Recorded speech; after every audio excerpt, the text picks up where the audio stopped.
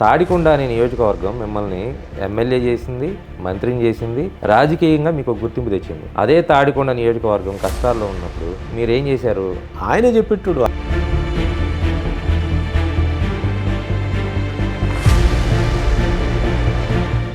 North Korea situations ఉన్నాయి sir ఇక్కడ అసలు అంతకుముందు వైసీపీ గవర్నమెంట్లో తక్కువ అండి.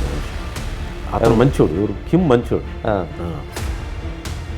Compare to Jagan, Kim is far better. ఇప్పుడు మీరు బీసీ కులానికి ఎస్సీ కులానికి పెళ్ళి అనే ప్రస్తావన తీసుకొచ్చారు. కానీ ఎస్సీ సామాజిక వర్గంలోనే 2 వర్గాలు ఉంటాయి. ఆ 2 వర్గాల్లో వాళ్ళే ఒకరినొకరు పెళ్లి చేసుకోరు కదా. అలా మాదిగా ఉన్నాయి, చాలా తేడాలు ఉన్నాయి వాళ్ళ మధ్య. తెలుగు వన్ ప్రేక్షకులకు స్వాగతం. ఉమ్మడి రాష్ట్రంలో మంత్రిగా పనిచేసి దళిత ఉద్యమ నేతగా పనిచేసినటువంటి డొక్కా మాణిక్యవర ప్రసాద్ ప్రస్తుతం రాజకీయంగా ఎలాంటి పరిస్థితిలో ఉన్నారు? సమకాలీన రాజకీయాల్లో తనకంటే మెరుగైన పరిస్థితుల్లో ఉన్న అనేక మంది నాయకులతో ప్రస్తుతం డొక్కా పరిస్థితులు ఎట్లా ఉన్నాయి తెలుసుకునే ప్రయత్నం చేద్దాం. సార్ నమస్తే. నమస్తే అండి. కృష్ణ గారు బాగున్నారా? బాగున్నాయండి. ఇప్పుడు ఉన్నటువంటి రాజకీయాల్లో మిమ్మల్ని మీరు ఒక ప్రజానాయకుడిగా పరిచయం చేసుకుంటారా, ఒక ఉద్యమ నేతగా పరిచయం చేసుకుంటారా? నేను ప్రజానాయకుడిని. అది మొదటి నుంచి కూడా విద్యార్థి రాజకీయాల నుంచి, లేకపోతే మా విలేజ్ నుంచి ఇప్పటివరకు కూడా నేను ప్రజానాయకుడిని. అట్ ది సేమ్ టైం దళిత సమస్యల మీద కూడా ఫోకస్గా పనిచేశాను. కొన్ని ఇష్యూస్లో ఫోకస్గా ఉన్నాను. కాబట్టి జనరల్గా మా నేపథ్యం అంటే దళిత అంటారు. బట్ నేను రైతు సమస్యలు పనిచేశాను, మామూలు జనరల్ సమస్యలను పనిచేశాను, విద్యార్థి సమస్యలు పనిచేశాను, వాట్నాట్ సమాజంలో ఉండే ప్రతి అంశాలు, మహిళా సమస్యలను పనిచేస్తాను. జనరల్గా దళిత లీడర్లు అంటారు, అది బ్రాండ్, అది అంతేగాని ఐఎమ్ ప్రజానాయకుడు అంతే, ప్రజలతో పనిచేస్తాను అంతే. ఓకే. ఇప్పుడు మీరు దళిత నాయకుడు, దళిత లేదంటే సమాజం ఇట్లాంటి వర్డ్స్ వస్తూ ఉంటాయి. నిజంగా ఈ రోజుల్లో కూడా గ్రామాల్లో దళితులు, అగ్రవర్ణాలు ఇలాంటి సమస్యలు ఉన్నాయా సార్? ఉన్నాయి, పూర్తిగా పోలేదు, కొన్ని మార్పులు చెందుతూ ఉన్నాయి అంతేగాని ఉన్నాయి. ఇంకా కొన్ని అసమానతలు ఉన్నాయి, కానీ చాలా కొంత మారుతూ ఉంది. ఒక పక్కన ఇంకా కొన్ని కొనసాగుతూ ఉన్నాయి. ఇంకా టైం పడుతుంది. ఇటీవల కాలంలో మీరు చూసినటువంటి అలాంటి అసమానతలు కానీ ఏదైనా ఒక ఘటన చెప్పగలుగుతారా? అంటే ప్రత్యేకంగా చెప్పాలంటే చాలా ఉంటాయి, కానీ మారుతూ ఉన్న సమాజం, దళిత సమాజం మారుతూ ఉంది, పై సమాజం మారుతూ ఉంది, ఇద్దరి మధ్య కొంత స్నేహం పెరుగుతూ ఉంది.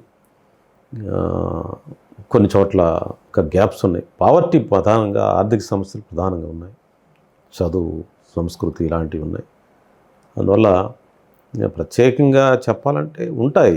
మేము దాన్ని ఫోకస్కి పెట్టడం సాధ్యమైనంత వరకు ఒక పరిష్కారంగా తీసుకు ఆలోచిస్తూ ఉంటాం. ఎందుకంటే మేము ఏదో ఇష్యూ కోసం పోయి దాన్ని పెంచడం వల్ల వాళ్ళు గ్రామంలో నివసించాలి, వాళ్ళు కలిసిమెలిసి ఉండాలి. దాన్ని ఏదో పెద్ద సమస్యగా చేసి చేయాలి. అన్లెస్ ఇట్ ఈస్ ఫోకస్డ్, సాధ్యం చిన్న విషయాలు నేను ఇద్దరి మధ్య సంఘీభావం వచ్చేట్టుగా చూసి పరిష్కారం చేయడానికి నా ప్రయత్నం ఉంటుంది. కానీ అంటే ఇక్కడ కులాలని ప్రస్తావించకూడదు, కానీ మతాలను కూడా ప్రస్తావించకూడదు. మీరు చెప్తున్నటువంటి దళిత అనే పదం, అదే సామాజిక వర్గాల్లో పుట్టిన వాళ్ళు మంత్రులు ఉన్నారు, ముఖ్యమంత్రులు ఉన్నారు, కలెక్టర్లు ఉన్నారు, ఎస్పీలు ఉన్నారు. ఇంకా ఎక్కడో ఇంకా అసమానతలు ఉన్నాయి, ఇంకా తక్కువ చేసి చూస్తున్నారు అనేటువంటి ఒక విషయాన్ని కేవలం రాజకీయంగా మాత్రమే వాడుకుంటున్నారా అనుకోవచ్చా? అలాంటివి కూడా ఉన్నాయి, మీరు చెప్పిన రాజకీయ అవకాశం లేదో తనకేదో అవకాశం రానప్పుడు లేవనెత్తటం ఉంది. కానీ అట్ ది సేమ్ టైం అసమానతలు లేవు, లేకపోతే చిన్న చూపు లేదని మాత్రం చెప్పలేము. అది కూడా ఉంది. ఇది వేల సంవత్సరాలుగా ఉన్న ఒక భావన. ఇది 75 సంవత్సరాలు మన స్వతంత్రం వచ్చి ఇంత 75 సంవత్సరాల్లో కొన్ని వేల సంవత్సరాల ఆచార వ్యవహారాలను పూర్తిగా మార్చాలంటే అంత ఈజీ కాదు. But there is a progress. ఇంకా అవి ఉన్నాయి. ఎలా అడ్రస్ చేయాలనేది మనందరం ఆలోచించుకోవాలి. దేశం కోసం, దేశ భవిష్యత్ దృష్ట్యా, సమాజ భద్రత దృష్ట్యా మనందరం ఆలోచించుకోవాలి, దాన్ని పరిష్కారం చేసుకోవాలి. దాన్ని అవకాశంగా వాడుకొని దాన్ని పెంచేవాళ్ళు లేరా అంటే ఉన్నారు. అక్కడ ఉంటారు, ఇక్కడ ఉంటారు, అన్ని చోట్ల ఉంటారు. ఇప్పుడు మీరు మీ సంగతే చెప్తాను. అంటే నాకు తెలిసినంత వరకు మీరు రాయపాటి గారితో అత్యంత సన్నిహితంగా ఉంటారు. ఆయన ఏ సామాజిక వర్గం తెలుసు. తర్వాత రాజశేఖర రెడ్డి గారి క్యాబినెట్లో మీరు పనిచేశారు. కిరణ్ కుమార్ రెడ్డి గారి క్యాబినెట్లో మీరు పనిచేశారు. సో అంటే అగ్ర కులాలు, దళిత కులాలు అని వేరు చేసే ఈ సమాజంలో కూడా మీకు హై ప్రయారిటీ ఇచ్చేవాళ్ళు. మరి ఆ పరిస్థితిని ఎలా చూస్తారు? అదే నేను ఇదే కాదు మా విలేజ్లో కూడా ఉన్న గ్రామంలో కూడా నాకు రెడ్డిస్ కమర్స్ నాతో బాగా కాపులు అందరం మేము స్నేహంగా ఈక్వల్గా ఉండేవాళ్ళం. ఎక్కడ ఇన్ఈక్వాలిటీ ఫీల్ అయ్యే పరిస్థితి లేదు. బట్ మ్యారేజ్ లేకపోతే ఇంకేదో సోషల్ అకేషన్లు తప్పితే నేను నా చదువు ద్వారా కానీ నాకున్న లీడర్షిప్ క్వాలిటీ ద్వారా కానీ అగ్రవర్ణాలతో బాగా ఉండేవాడు. ఇప్పుడు మన కాగిత నర్సిరెడ్డి గారని ఎక్స్ఎమ్మెల్యే గారు ఉండేవాడు గురజాల. ఆయన నేను సొంత అన్నదమ్ముల్లా ఉండేవాడు. ఆయన మా అన్నయ్య క్లాస్మేట్. ఆయన మీ ఇద్దరం ఓన్ బ్రదర్స్ లాగా ఆయన మా ఇంటికి రావడం, నేను వాళ్ళ ఇంటికి వెళ్ళడం, అత్యంత స్నేహ సంబంధాలు ఉండేవి. అలా ఆ తరంలో చాలామంది మా ఊర్లో ఇప్పటికి కూడా నేను ఊరు వెళ్తానంటే నాకేమి మా ఊరు వెళ్ళినప్పుడు అన్ని కులాల్లో మా దగ్గరికి వస్తాను. నా దగ్గరికి వచ్చి రిసీవ్ చేసుకొని నాతో కాఫీ తాగి వెళ్తూ ఉంటారు. వాళ్ళకి నేను ఉంటే వాళ్ళ ఇళ్ళకి నేను వెళ్తూ ఉంటాను. అయితే సోషల్ అకేషన్స్ ఉంటాయి కదా, వాటిలో ఎవరికి ఏ కులం ఆ కులమే.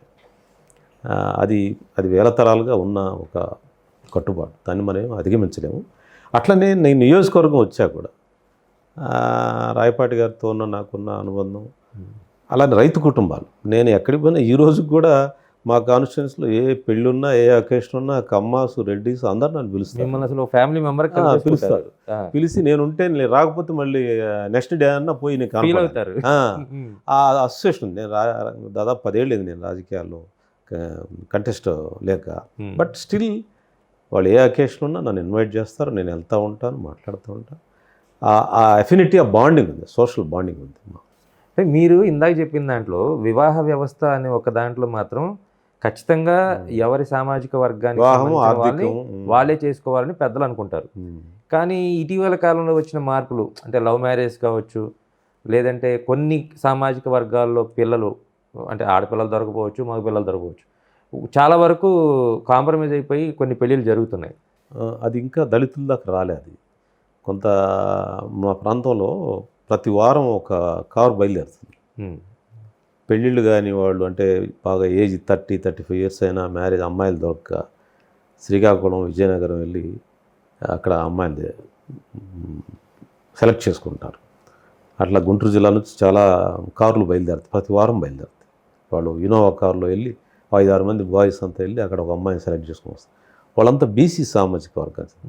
ఇంకా ఎస్సీలని స్వీకరించే అంత రాలేదు. నేను అప్పుడప్పుడు ఆ పెళ్ళికి వెళ్ళినప్పుడు అంటాను, నేను ఏమయ్యా మన ఊళ్ళల్లో ఎస్సీ అమ్మాయిలు ఉన్నారు కదా, చక్కటి అమ్మాయిలు సెలెక్ట్ చేసుకోవచ్చు అంటే, సార్ ఇదే ఊరు కదా సార్, ఎక్కడో వాళ్ళు కాబట్టి ఏదో చెప్పుకొని మేము శ్రీకాకుళం అంటే వాళ్ళు రారు, మేము పోము, ఇక తెలియదు, ఇక్కడంటే తెలిసిపోద్ది కదండి అంట. ఇంకా కొంత టైం పట్టుద్ది. It is ongoing process.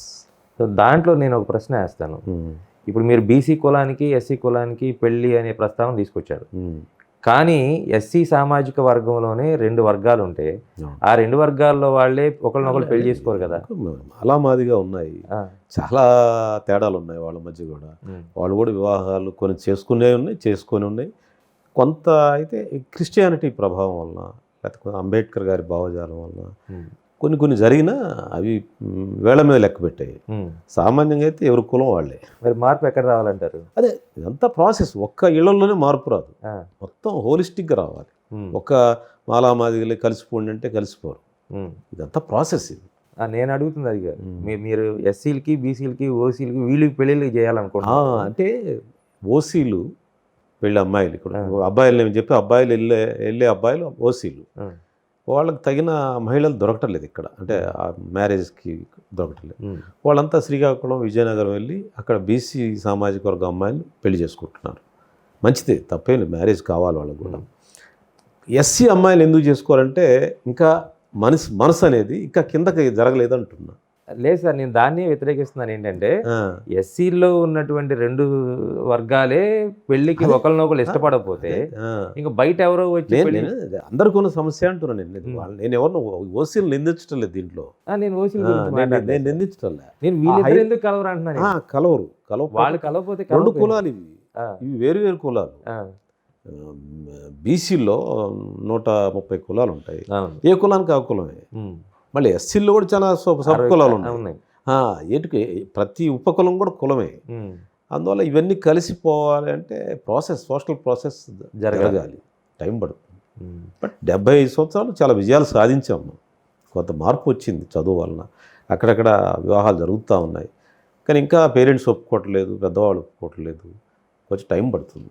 మీరు అంటే ఇప్పుడు మాలలు మాదిగలు అనే ఒక ప్రస్తావన తీసుకొచ్చారు కాబట్టి చెప్తున్నాను. ఇప్పుడు వర్గీకరణ గురించి గడిచిన ఒక 3 దశాబ్దాలుగా ఒక విరోచితమైన పోరాటం జరిగిందని చెప్పుకోవచ్చు. సో అంతిమంగా కోర్టులు జోక్యం కావచ్చు, రాజకీయ నాయకుల్లో వచ్చినటువంటి మార్పు కావచ్చు, ఇప్పుడు వర్గీకరణ అనేది అమలు కాబోతుంది. ఎలా అమలు కాబోతుంది? ఈ వర్గీకరణ అమలు జరిగితే క్షేత్రస్థాయిలో ప్రజలకి మేలు జరుగుతుందా, లేదంటే రాజకీయ నాయకులుగా మీలాంటి వాళ్ళకి మేలు జరుగుతుందా? అంటే ఇది వర్గీకరణ అప్లై అయ్యేది విద్యా ఉద్యోగ రంగాల్లో. విద్యా ఉద్యోగ రంగాల్లో ఎస్సీల్లో ఉన్న మాదిగ సామాజిక వర్గం మాకు అవకాశాలు రావటం లేదు. దానికి కారణం ఏంటంటే మాల సామాజిక వర్గం కొంచెం చదువులోనూ కొన్ని అడ్వాంటేజ్ తీసుకున్నాం. దానివల్ల వాళ్ళకు వచ్చాయి. మాకు కావాలి, మాకు అవకాశాలు కల్పించండి, దాని వాళ్ళకి అవకాశాలు రావాలంటే మాకు వర్గీకరణ జరగాలి అని ఒక డిమాండ్ గత 30 సంవత్సరాలు. ఆ డిమాండ్ న్యాయమైన డిమాండ్ కాబట్టి నేను కూడా దాంతో పనిచేశాను. కృష్ణమాది గారితో వచ్చి నేను కూడా పనిచేస్తాను. 94 నుంచి నేను కూడా ఉన్నాను. అంతకుముందు విద్యార్థిలో కూడా ఉన్నాను. దాన్ని ప్రతి స్టేజ్లో నేను అడ్వకేట్గా ఉండటం వల్ల ప్రతి స్టేజ్లో దాన్ని ఫాలోఅప్ చేస్తూ చివరి నిమిషం దాకా దాంతో ఉన్నాను నేను. అది ఇప్పుడు వస్తూ ఉంది. ఆ వచ్చే బెనిఫిట్ ఉద్యోగాలు విద్యలో మాత్రమే వస్తాయి. ఎడ్యుకేషన్ అపాయింట్మెంట్స్లో మాత్రమే వస్తాయి. రాజకీయ రంగంలో రావు. రాజకీయ రంగంలో మళ్ళీ ఆ ప్రయత్నాలు వేరు. రాజకీయ రంగంలో నేను పదవులు వస్తాయని అనట్లేదు. అక్కడ అవతల వాళ్ళకి ఏ అన్యాయం జరిగినా జరగకపోయినా ఖచ్చితంగా రాజకీయంగా మనకు అవసరమైనప్పుడు వర్గీకరణ అనే అంశాన్ని అదే ఎక్కడుందంటే దీంట్లో రాజకీయ సీట్లు ఇచ్చే దగ్గర వర్గీకరణ విద్యా ఉద్యోగ రంగాలు జరిగింది కదా. రేపు భవిష్యత్తులో అవకాశాలు ఇచ్చే దగ్గర, రాజకీయ అవకాశాలు ఇచ్చే దగ్గర ఎమ్మెల్యే సీట్ ఉంటుంది, లేకపోతే తాడికొండ సీట్ ఉంటుంది. అది 2 సామాజిక వర్గాలు అడుగుతాయి. ఎవరికి వాళ్ళకి ఇస్తే ఇంకోళ్ళకి అట్లా. అందుకని ఉన్న సీట్లని ఒక 3-4 సీట్లు ఉన్నాయి. 4 సీట్లు ఈ శరీరం 2 ఇస్తే పెద్ద సమస్య ఉండదు. ఈ రాజకీయ పక్షాలు ఏం చేస్తాయి, దీంట్లో డబ్బు ఉన్న వాళ్ళని, దీనిలో వాళ్ళకి కావాల్సిన వాళ్ళని, దీంట్లో వాళ్ళకి అణిగిమణిగి ఉండే వాళ్ళని సెలెక్ట్ చేసుకుంటారు. చేసుకోవడం వల్ల వాళ్ళు ఎలక్ట్ అయ్యి వీళ్ళకి సరైన ప్రాపర్ రిప్రజెంటేషన్ చేయరు. చేయకపోవడం వల్ల ప్రభుత్వ వ్యవస్థలకి సమాజానికి పెద్ద ఆఘాతం ఏర్పడుతుంది. ఈ మధ్యకాలంలో చాలామంది కొన్ని కాన్స్టిట్యూన్స్ పేరు చెప్పకూడదు కానీ ఎలాంటి రిప్రజెంటేషన్ లేకుండా వాళ్ళు ఊరికే ఎమ్మెల్యేలు ఏం చేయలేక ఉన్న పరిస్థితి గత 5 ఏళ్ళు చూసాం మనం. ఎంపీలు అయిన వాళ్ళు 10 మంది చూసాం మనం. ఏదో వాళ్ళు చేసుకొని బ్రతకడం తప్పితే సమాజానికి ఏదో 2-3 మంచి పనులు చేద్దామనే దృక్పథం లేదు. దానివల్ల ఈ అవకాశాల్లో ఈ కాంపిటీషన్ వస్తుంది. సార్ మీరు చదువుకొని ఉన్నారు, మా వాడు బాగా చదివాడు, మా వాడికి అవకాశం ఇవ్వండి అని అడగటం న్యాయం. కానీ మా వాడికి చదువు లేకపోయినా మేమున్న పరిస్థితితో, ఆర్థిక పరిస్థితితో, సామాజిక పరిస్థితితో ఆ చదువుకునే వాడికన్నా మాకు ఎక్కువ అవకాశం ఇవ్వాలని అడగటంలో న్యాయం ఉందా? అంటే ఇక్కడ 2 అంశాలు ఉన్నాయి, చాలా వెయిటేజెస్ చూడాలి. మెరిట్ అంటే చదువులో వచ్చే మార్కులే మెరిట్ కాదు. మెరిట్ అంటే చదువు జ్ఞానంతో పాటు సామాజిక సంబంధాలను కూడా చూడాలి. వాడు పెద్ద సూటు బూట్ వేసుకున్నాడని పైనుంచి దిగాడనో, లేకపోతే వాడు ఏదో నేరాలు చేసాడనో వాడికి టికెట్లు ఇస్తే ఎట్లా? వాడు నేరాలు మనం చెప్పిన నేరాలు చేస్తాడని టికెట్ ఇస్తే ఎట్లా? వాడు ఆ సమాజానికి, ఆ దళిత వర్గానికి ఏదన్నా పనిచేస్తాడా, పనికొస్తాడా, వాళ్ళ కాజెస్ తెలుసా, వాళ్ళ ప్రాబ్లమ్స్ తెలుసా అనేది వెయిటేజ్ ఇవ్వకుండా ఓన్లీ మెరిట్ అనే సూటు బూట్ వేసుకొని పైనుంచి తెచ్చినా ఇబ్బందే, ఏదో నేరాలు చేస్తాడని వాడిని తెచ్చినా ఇబ్బంది. నేను అదే స్ట్రైట్గా మిమ్మల్ని అడుగుతున్నా. మీరు ప్రస్తావించిన మాదిగలు మాలలు అనే అంశం, మాలలు చదువులో కొంచెం ముందుంటున్నారు, మాదిగలు కొంచెం వెనకబడ్డారని మీరే చెప్తారు. సో మాదిగల్ని చదువుకోవటానికి ప్రోత్సహించాలి, విద్యా విధానంలో వాళ్ళు ముందుకు వెళ్ళడానికి ప్రోత్సహించాలి కానీ మేము చదువుకోకపోయినా మాలల కంటే మేము ఎక్కువ మంది జనాభా ఉన్నాం కాబట్టి మాకు ఉద్యోగాలు ఇవ్వాలి లేకపోతే అవకాశాలు ఇవ్వాలి అంటూ ఏదో ఒక వెయిటేజ్ ఇవ్వకుండా కింద వాళ్ళు పైకి రాలేరు కదా. ఇప్పుడు మాలలకైనా ఒక రిజర్వేషన్ పాలసీ ఉంది. రిజర్వేషన్ పాలసీ వద్దంటారు, అగ్రవర్ణాలు వద్దంటారు, అందరూ మెరిట్లో రావాలంటారు. ఎందుకు బీసీలకు రిజర్వేషన్ ఇచ్చారు? ఒక వెయిటేజ్ ఇస్తే కానీ బీసీలు ముందుకు రాలేరు. ఎందుకు ఎస్సీలకు రిజర్వేషన్ ఇచ్చారు? ఒక వెయిటేజ్ ఇస్తే కానీ రారు. అట్లనే ఎస్సీలో ఉన్న మాదిగా మాల మధ్య ఉన్న విభేదాలు తగ్గాలంటే కూడా పైన ఉన్న వాళ్ళకంటే కింద ఉన్న వాళ్ళకి ఒక వెయిటేజ్ ఇవ్వాలి. పర్సంటేజ్ ఫిక్స్ చేయటం లేకపోతే మార్కులు వెయిటేజ్ ఇస్తే కానీ ఆ కింద వాడు పైకి రాడు. ఆ వెయిటేజ్ అడుగుతున్నాం కానీ వాళ్ళ అవకాశాలు అడగట్లే. కానీ ఇప్పుడు అక్కడ జరుగుతుంది అసమానతలు తొలగిపోవటం కాదు, మాలలు మాదిగల మధ్య ఒక యుద్ధ వాతావరణం ఉంది అని కంచా ఇలయ్య లాంటి వాళ్ళు మాట్లాడినటువంటి కొంత కొన్ని ఘర్షణలు జరిగిన మాట వాస్తవం, కొంత డిబేట్ జరిగిన మాట వాస్తవం, కొంత 30 yearsగా కొంత విభేదాలు అంతకుముందు కలిసిమెలిసి ఉన్నారు చాలా వరకు. తర్వాత పెరిగిన మాట వాస్తవం, కొన్ని చోట్ల ఉన్నది. కానీ ఇప్పుడు గత నెల రోజులుగా సుమారుగా మన గుంటూరులోనే మేము అనేక మందిని కలిసాము. మాలా మాదిగ సమాజ వర్గాలు కలిసి అందరం కలిసి ఉమ్మడి సమస్యల మీద మనం కలిసి పనిచేస్తే ఎలా ఉంటుంది. ఇంకా వర్గీకరణ ఆ దశ దాటిపోయి అయిపోయింది, ఇష్యూ అయిపోయింది. అది ఇంకా ఉంటే ఏదైనా కోర్టుల్లో ఉంటుంది, ఎవరైనా కోర్టులో ఛాలెంజ్ చేసుకుంటారు. కానీ సమాజంలో కలిసి పనిచేయాల్సిన వాతావరణం ఉంది కదా అని నేను కొంతమంది మిత్రులతో ప్రతిపాదించాను. బాగుంది ఐడియా, మనం ఇంకా డిస్కస్ చేద్దాం, చేసి ఒక 1 weekలో దీనికి ఏదో ఒక కార్యాచరణ తీసుకుంటాం. గుంటూరు నుంచే ప్రారంభిస్తాం. సో మాలలో మాదిగల్లో ఉన్నటువంటి కీలక ఎవరి కులం వాళ్ళు ఉంటుంది, ఎవరి కులాలను ప్రయత్నం వాళ్ళు చేసుకోవచ్చు. కానీ కామన్ సమస్యల మీద కానీ ఆ 2 వర్గాలు ఇప్పుడు గొడవ పడి ఘర్షణ పడే స్థితి నుంచి కలిసి శాంతిపూర్వక సామరస్యక వాతావరణానికి మీరే తీసుకుంటున్నాను. నేనే ఇప్పుడు దాదాపు ఒక 3-4 చర్చలు జరిగాయి. బహుశా ఈ వారంలో ఇంకోటి జరిగితే ఒక షేప్కి వస్తుంది. ఒక వారం 10 రోజుల్లో ఒక చిన్న అందరూ ఆలోచింపజేసే ఒక కార్యక్రమం చేస్తాం.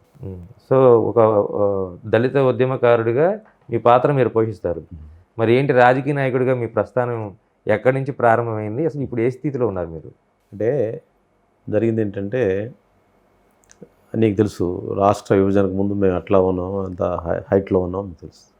రాష్ట్ర విభజన తర్వాత ఒక పెద్ద కుదుపులో పడ్డాం. ఆ కుదుపులో నిర్ణయం తీసుకోలేకపోయాం. నాకు బాగా గుర్తుంది, మీరు కూడా ఒక సజెషన్ చేశారు. ఆ కన్ఫ్యూజన్లో నిర్ణయం తీసుకోలేకపోయా. ఆ నిర్ణయం తీసుకుని ఇంకో రకంగా ఉండేది, ఇప్పటివరకు ఇంకో రకంగా. అది మైండ్ ఒక రకరకాల వచ్చే ఒత్తిళ్ళు ఉంటాయి. ఇంత పరిచయాలు ఏమైందంటే, రాజకీయాలు వచ్చేప్పుడు ఫ్రెష్గా వస్తాం. ఇప్పుడే విస్తృతమైన పరిచయాలు, చదువుకొని ఉంటాం, పెద్ద ఒక స్టేటస్ ఇంప్రూవ్ అవుతుంది, ఏదో 10 మంది సలహాలు వచ్చేస్తే మైండ్లో వేరియస్ ఇన్పుట్స్ వస్తాయి. దాంతో నిర్ణయం తీసుకోవడంలో కన్ఫ్యూజన్. ఆ కన్ఫ్యూజన్ ఇప్పటివరకు నా వెంటబడతానే ఉంది. అందువల్ల ప్రాపర్ నిర్ణయం తీసుకోలేదు. సరే తీసుకొని అట్లా ఉండేసరికి ఏదో 2019లో జగన్మోహన్ రెడ్డి వచ్చాడు, అంత మన కాంగ్రెస్ వాళ్ళు కదా మనవాళ్ళు, అది ఇదని ఎవరో రోజు వచ్చి చెప్తా ఉంటే ఒక సంవత్సరం నేనేం మాట్లాడలేదు. 10 నెలలు దాకా మాట్లాడలేదు. కొన్ని ఆర్థిక సమస్యలు ఇవన్నీ వెంటబడటంతో, డబ్బు కోసం కాదు, సరే కొంత ఏదో పదవి ఉంటుంది, గౌరవం ఉంటుంది అని వెళ్తే అతను నన్ను చాలా ఫుట్బాల్ ఆడుకున్నాడు. ఫుట్బాల్ ఎక్కడ పడ్డారు? ఫుట్బాల్ ఎక్కడ పడ్డానంటే చెప్పుకోవడానికే చాలా అవమానకరం. అట్లా చేస్తారా రాజకీయాలు? ఏదో ఆశించి వచ్చాము, ఏదో గౌరవం ఉంటుందో వచ్చింది. ఆశించడం డబ్బు అని కాదు, గౌరవం కోసమే రాజకీయాలు ఉండాలి, ఏదో మనం కూడా ప్లాట్ఫామ్ మీద ఉండాలని వస్తే అంత అవమానించాలన్నా? అంత తాడికొండ సీట్ ఇచ్చి వారం రోజులు తీసేస్తారా? అంత పాపం చేశానా? ప్రజలు ఏమైనా వద్దన్నారు నన్ను?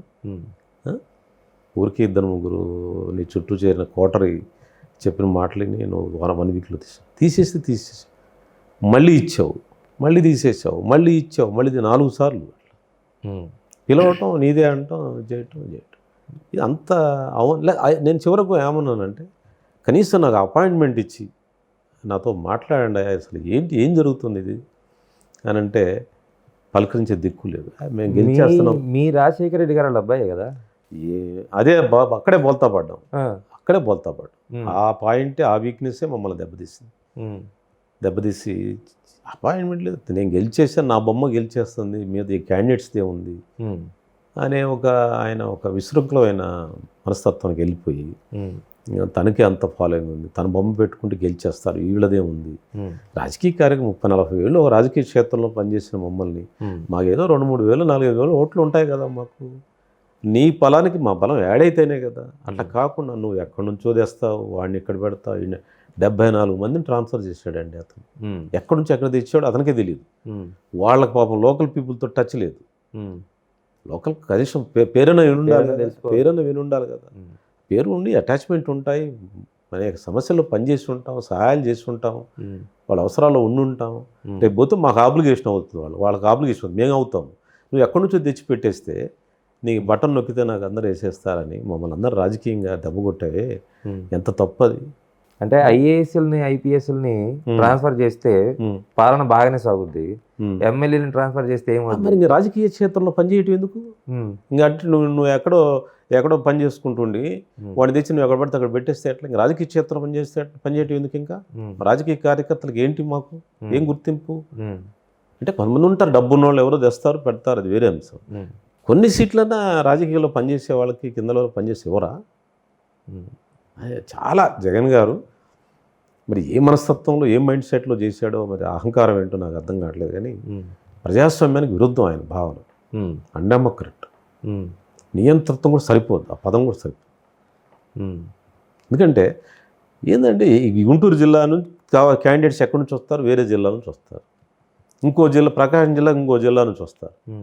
ఆ జిల్లాలో అక్కడ క్షేత్రాల స్థాయిలో పనిచేసేవాళ్ళు ఎవరు ఉండరా? వాళ్ళలో నీకు నచ్చినోడు ఒకడు ఉండడా? నీకు లాయల్గా ఉండేవాడు, లేకపోతే నీతో పనిచేసేవాడు? అదేంటి అంటే నా బొమ్మ పెట్టుకొని గెలవండి, మీరు అందరూ పని చేస్తాడు, నా భజన చేస్తాడు, నేను ఎప్పుడు ఏదో ఒకటి ఇస్తాను. అంటే 2019లో అదే జరిగింది కదా సార్. ఇప్పుడు మీ తాడికొండ ప్రాంతంలో ఉన్న వ్యక్తిని తీసుకెళ్ళి బాపట్ల ప్రాంతంలో పార్లమెంట్కి పోటీ చేయించారు. అలాగే వేరే వేరే ప్రాంతాల్లో ఎక్కడో తిరుపతిలో ఆ సక్సెసే అతనికి ఇంకా అహంకారం పెంచింది. ఒకసారిగా అంత సంభావం పెరిగిపోయి అసలు ఇక 2024లో కూడా ఇంకా అంతకంటే పెద్ద ప్రయోగం చేశాం, అంతకంటే విశృంఖలం ప్రయోగం చేసి ఇప్పుడు ఏది ఎక్కడ ఇన్ఛార్జీలు లేరు వెతుక్కుంటున్నారు. ఏంటది అంత అవసరం? రాజకీయాల్లో ఓటమి గెలుపు ఉంటుంది, ఉంటే నువ్వు పనిచేసే కార్యకర్తలు అక్కడ క్షేత్రస్థాయిలో ఉన్నవాడిని గుర్తించకపోతే ఎట్లా? అంటే సార్ ఒక విషయం, మీరు ఇందాక ఒక కీలకమైన పదం ఒకటి వాడారు, ఫుట్బాల్ కొట్టినట్టు కొట్టారు నన్ను. కానీ వైసీపీలో జగన్మోహన్ రెడ్డి గారు ప్రతిసారి వల్ల వేసే మాట ఏంటంటే నా ఎస్సీలు, నా బీసీలు, నా మైనార్టీలు. అలా మిమ్మల్ని ఒక ఎస్సీ సామాజిక వర్గంలో ఒక దళిత నేతగా, ఒక ఉద్యమకారుడిగా, మాజీ మంత్రిగా మీకున్న క్యాపబిలిటీ కెపాసిటీ ఏంటో జగన్మోహన్ రెడ్డి అంచనా వేయలేకపోతారని నేను అనుకోను.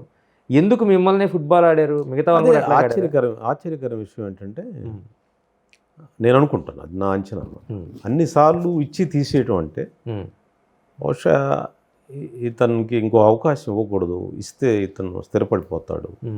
కొంచెం నా మనస్తత్వం మీకు తెలిసి ఉంటుంది, మరీ చౌకబారుగా ఉండను, ఎలా ఉండాలో అలా ఉంటాను, కొన్ని పద్ధతులు కొన్ని వాల్యూస్ మెయింటైన్ చేస్తాను. ఇవి అతనికి నచ్చి ఉండకపోవచ్చు, అతను ఒక పిచ్చిలా ఉంటుంది కదా, తనంటే కూసుకోవాలి, తను చెప్పినోడిని తిట్టాలి, కొట్టాలి, ఇవన్నీ ఉంటాయి కదా, అలాంటి మనస్తత్వం కాదు మంది. ఏదో కొంచెం స్టైల్గా పాలిష్గా ఉంటాము, ఇది అతనికి నచ్చే విషయం కాదు. అందుకని అతను ఇవ్వటం, ఆ గ్రౌండ్ రిపోర్ట్ ప్రకారం ఇవ్వటం, మళ్ళీ తీసేయటం. అంతేనా సార్? లేదంటే రాజకీయాల్లో మీరు నిత్య అసమ్మతివాదిగా ఉంటున్నారు, ఎక్కడికి వెళ్తే గతంలో లేనుగా నేను, గతంలో అసమ్మతి కాకపోతే అధికార పార్టీకి వెళ్ళగానే ప్రతిపక్షాన్ని తిట్టడం, మీరు అక్కడే అంచనాలో ప్రబడతాం.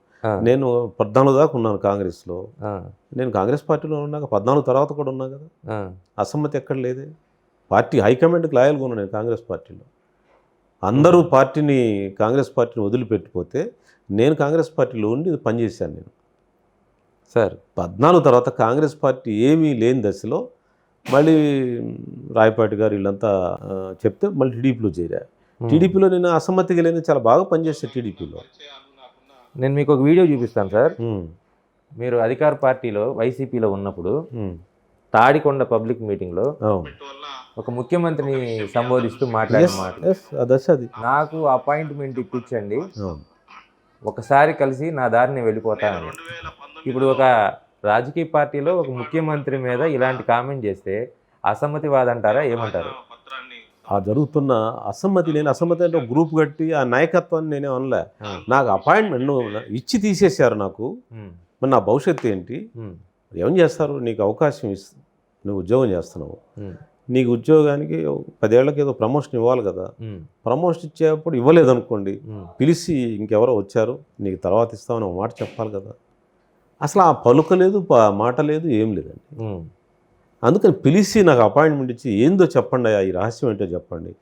4 సార్లు ఇచ్చి తీసేటువంటి చివరికి మీకు చెప్పను ఇంకో రహస్యం. చివరి నిమిషంలో అంటే ఇంకా టికెట్స్ ఇంకొక 15 రోజులు 20 రోజులు అనౌన్స్ అవుతాను, లేకపోతే ఒక 1 నెల రోజులు అనౌన్స్ అవుతాను. టికెట్ అనౌన్స్మెంట్ ముందు నాకు బాపట్ల పార్లమెంట్ ఇస్తానని చెప్పారు. నేను అనుకున్నాను అంటే అందుకోసం ఆపారా ఇదని ఒక భ్రమ చెందని. అంటే ఇది ట్రాప్ అనమాట. నేను పార్టీ మారకుండా నన్ను ట్రాప్ చేయటం. అది కూడా విఫలమైంది. అది విఫలమైన తర్వాత కూడా నేను ఏమన్నా తెలుసా, కనీసం అపాయింట్మెంట్ ఇవ్వండి సార్, నా భవిష్యత్తు ఏంటో ఒక మాట చెప్తే నేను బాగుంటుంది, ఆవేదన తెలుపుకుంటా అంటే ఒకవేళ ఆయన లేదన్నా నేను ఇంకో విధంగా వాడుకోదలుచుకున్నాను, అందుకే టికెట్ లేదు, నీ దగ్గర డబ్బులు లేవు అందుకని లేదు. డబ్బులు లేవు చాలామందికి ఇచ్చాడు, లేకపోతే నాకే అది డబ్బులు లేవు అనే క్రైటీరియా ఏమైనా ఉందేమో, ఏదన్నా చెప్తాడేమో అంటే అసలు ఏం లేదు. ఉంటే ఉండు, పోతే పో. అయితే నాకు తెలిసినంత వరకు జగన్మోహన్ రెడ్డి గారు మీ నెత్తి మీద పాలు పోశారు. చాలా మంది ఇలాంటి వాళ్ళు అంటున్నారు. ఇలాంటి నిన్న ఢిల్లీలో ఇలా ఏదో మాకు తెలిసిన వాళ్ళ వెళ్తే ఇట్లా నాకు జగన్ అన్యాయం చేశాడు అన్నా. అంటే ఏం చేశాడంటే టికెట్ ఇచ్చి తీసాడు. అబ్బాయి ఎంత మంచి పని చేశాడు అన్న. నువ్వు అన్న పదం వాడాడు. అదేంటి అట్లా అంటావు, రాజకీయ కార్యకర్త నేను, ఏదో ఒక టికెట్ ఇస్తే పోటీ చేసుకుని ఆ జనంలో పని చేసుకునేవాడు కదా, ఇప్పుడు ఎవడు దిక్కు మొక్కులేదు ఆ కాన్స్టిట్యున్సీకి అని అంటే అది నీ అదృష్టం అట్లా ఉంది, ఇంకేం చేస్తావు అన్నారు. ఎందుకంటే హ్యాట్రిక్ ఓటమి అనేది లేకుండా చేశారు. లేదు, ఒకసారి నేను ఓడిపోయాను. 2014 పోటీ చేయలేదు. 2019 ప్రతిపాడు నుంచి ఓడిపోయారు. ఇక్కడ పోటీ చేసే అవకాశం రాలేదు. ఒకసారి ఓడిపోయారు. నా మొత్తం అంటే నా విద్యార్థి దశ నుంచి కూడా ఫస్ట్ ఓటమి అనుకోండి సార్. మీ అది కూడా ఒక 2 నెలల ముందు అంటే రావెల కిషోర్ బాబు పోయిన తర్వాత నాకు ఇచ్చుంటే చక్రం అప్పటికి నేను 5,000కి 6,000కి తెచ్చాను నేను. నాకు ఆ గ్రిప్ రాలే. నా టాలెంట్ పబ్లిక్ టాలెంట్ మీలాంటి వాళ్ళకి కొంత తెలుసు. అది నాకు చివరి నిమిషంలో ఇచ్చారు. అది కూడా 19 రోజులే టైం ఉంది. 19 రోజులు ఉంది నేను నామినేషన్కి ఎలక్షన్కి. 19 రోజులు ఎలక్షన్ చేస్తే ప్రతిపాడు. అప్పటికే డ్యామేజ్ అయింది కాన్స్టిట్యున్సీ. అప్పుడు 2 ఏళ్ల నుంచి ఆ కాన్స్టిట్యున్సీ దిక్కుమొక్కు లేకుండా ఉంది. ఆ పరిస్థితుల్లోంచి చక్కబెట్టి తెస్తే చివరికి నాకు కుదరలే. లేకపోతే అదే ఒక నెల 2 నెలల ముందు ఇచ్చున్నట్టయితే నాకు అర్థమయ్యేది, ఆ గ్యాప్స్ ఎక్కడ అర్థమయ్యేది. మీరు అడవిలో వేయండి, అక్కడ నేను ప్రజలతో పనిచేస్తాను. ఎక్కడ ప్రజలతో పనిచేశారు సార్ మీరు? అయ్యో, నేను రోజు నిత్యం పొద్దులేసినప్పుడు జనంతో ఉంటాను కదా. కాదు సార్, నేను స్ట్రైట్గా ఒక మాట మాట్లాడతాను. రాజకీయాల్లో మీకు రావెల కిషోర్ బాబుకి పెద్ద తేడా లేదంటారు. ఎందుకంటే ఆయన 4-5 పార్టీలు మారారు, మీరు 4 పార్టీలు మారారు. అట్లా ఆ పార్టీల విషయం కాదు. పార్టీలు సరే, అదే రాజకీయ క్షేత్రంలో ఎక్కడో చోట ఉండాలి కాబట్టి నేను ప్రజా సంబంధాలు మీరు ప్రజల కోసం నిలబడిన సందర్భం ఒకటి చెప్పండి సార్. నిత్యం ఒకరోజు కాదు, మిమ్మల్ని వచ్చే వాళ్ళని కలవటం కాదు సార్. అబ్బో, నేను సమస్యల్లో చెప్పండి. రోజు ఒకరోజు ఈ రోజు అని కాదు, ఈ రోజు కూడా 2-3 సమస్యలు పరిష్కారం చేస్తుంటాను. అదే ఏది సార్ అంటే ప్రజలకు ఉపయోగపడేది, వాళ్ళ నిత్య జీవితంలో వచ్చే సమస్యలు అవి. అదేం ప్రభుత్వంతో మాట్లాడి డబ్బులు తేవటం కాదు. నిత్యం సంబంధాల్లో అనేకమైన ఇబ్బందులు ఉంటాయి. ఆ ఇబ్బందులను అడ్రస్ చేస్తాం మేము. అదే ప్రజా సంబంధాలు అంటే. నేను ప్రభుత్వంతో మాట్లాడి నిధులు తీసుకొచ్చి చేస్తేనే కాదు. నిధులు కాదు, ప్రజలు కష్టాల్లో ఉన్నప్పుడు ఆ కష్టాలు తీర్చాల్సిన బాధ్యత మీకు ప్రజానాయకుడిగా మీకుంది కదా. ప్రతి నా చుట్టూ ఉండేవాళ్ళు ఎవరైనా సమస్యలు నేను అడ్వైజ్ చేస్తాను. నేను ఇలా చేస్తే ఇలా అక్కడ వాళ్ళకి చెప్తాను, ఇట్లా ఈ సాయం చేయండి చెప్తాను. అవన్నీ నిజం జరుగుతుంటాయి. కానీ తాడికొండ అనే నియోజకవర్గం మిమ్మల్ని ఎమ్మెల్యే చేసింది, మంత్రిని చేసింది, రాజకీయంగా మీకు గుర్తింపు తెచ్చింది. అదే తాడికొండ నియోజకవర్గం కష్టాల్లో ఉన్నప్పుడు మీరేం చేశారు? అధికార పార్టీలో చేరి మీరు ఆ ప్రజల కష్టాలు పట్టించుకోలేదనే ఒక ఆవేదన ఉంది, ఒక అభియోగం ఉంది. దానికి కారణం ఏంటంటే ఆ రోజుకి ఆ నియోజకవర్గం అలా చేస్తారు అనుకోలే. 3 రాజధానులు వస్తాయని నాకు తెలియదు. మీరు గమనించాలి. నాకు అప్పటికే ఒక 20 రోజుల నుంచి నాతో సంభాషిస్తూ ఉన్నారు, నెల రోజులు సంభాషిస్తూ ఉన్నారు. నేను ఇక్కడ కొంత డిస్కనెక్ట్ అయి ఉన్నాను. కాంగ్రెస్ వ్యక్తులు అంతా ఉండే మా పాత మిత్రులు అంతా ఉన్నారు, వెళ్దాం బాగుంటుందని ఏదో మైండ్ అట్లా హోప్ చేస్తా. అందు చుట్టూ వాతావరణం అలా వచ్చేసింది. నాకు నేను డెసిషన్ తీసుకున్న రోజుకి అది లేదు అసలు, రాలే. ఏది మీరు వైసీపీలో వెళ్ళాలనుకున్న రోజుకి ఆ 3 రాజధాని ఇష్యూ లేదు. మీరు ఎప్పుడు తీసుకున్నారు సార్ ఆ నిర్ణయం? దాదాపు 3 రాజధాని అనౌన్స్ చేయడానికి ముందే ఒక 15 రోజులు 20 రోజులు ముందే అంత మాట సంభాషణ అయిపోయింది. ఏదైనా 2022 తర్వాతే 21 అనుకుంటా, మేబీ 20 జనవరి. 3 రాజధానులు అంశం అనేది అంటే ప్రస్తావన వేరు, ప్రకటించింది వేరు. ప్రకటించింది 2023 అనుకుంటా, అసెంబ్లీలో దాని బిల్ పాస్ చేసింది. అందుకని నా రాజీనామా లెటర్లో కూడా నేను రాశాను, 3 రాజధానులు నాకు అంత అంగీకారంగా లేదు, అది సాధ్యం కాదు, అది వర్కౌట్ కాదని చెప్పాను. ఏది టీడీపీకి రాజీనామా చేస్తూ ఆ పదం వాడాను నేను. నాకు కన్ఫ్యూజన్ వచ్చేసింది, నాతో మాట్లాడలేదు ఈ విషయం, నన్ను ఎవరు అమ్మని చేశారు, ఇదేందని నేను రాశాను, లెటర్ రాశాను. నెల రోజులు చేరలేదు వైసీపీలో, కన్ఫ్యూజన్ వల్ల ఏం చేయాలో అర్థం కాలేదు. ఇదంతా వాళ్ళ మనసులో ఉంది కానీ మనకు ట్రాన్స్మిట్ అవ్వలేదు, మనకు ఎవరికి చెప్పలేదు. సార్ 2019 వైసీపీ అధికారంలోకి వచ్చిన ఒక 6 నెలల కాలంలోనే అమరావతిని ఒక పాడు పెట్టేసినటువంటి ప్రాంతంగా, ఒక శ్మశాన వాటికలాగా వైసీపీ నాయకులు మాట్లాడుతూ వచ్చారు. సరే 3 రాజధానుల అనౌన్స్మెంట్ మాత్రం జనవరిలో జరిగింది. 3 రాజధానులు కాబట్టి 30 రాజధానులు సార్.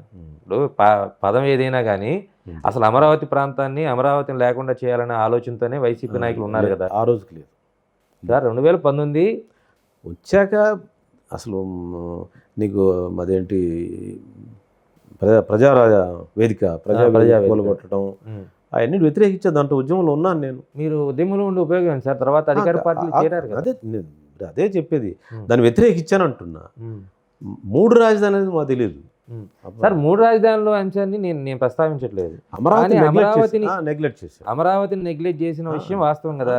అమరావతిలో మహిళల మీద దాడులు చేసిన విషయం లేదు. అప్పుడు లేదు. ఎందుకు లేదు సార్? లేదు, ఆ రోజుకి లేదు. అమరావతి ఉద్యమం ఎప్పుడు స్టార్ట్ అయింది సార్? 2020 జనవరి తర్వాత స్టార్ట్ అయింది. కానీ సరే మీరు పార్టీ మారారు, వైసీపీలో ఉన్నారు. కాదండి, నేను రాజీనామా చేసిన రోజుకి 3 రాజధానుల సమస్య లేదు. నేను 3 రాజధానుల సమస్య అసలు మాట్లాడలేదు సార్. మీరు అధికార పార్టీలో చేరారు, అధికార పార్టీలో వైసీపీలో చేరారు. ఓకే. చేరిన తర్వాత మీ తాడికొండ నియోజకవర్గం మిమ్మల్ని గుండెల్లో పెట్టుకున్నటువంటి ప్రాంతం. అక్కడ రెడ్డీస్ ఉండొచ్చు, కమ్మవాళ్ళు ఉండొచ్చు, ఇంకో కమ్యూనిటీ ఉండొచ్చు, ఎస్సీలు ఉండొచ్చు.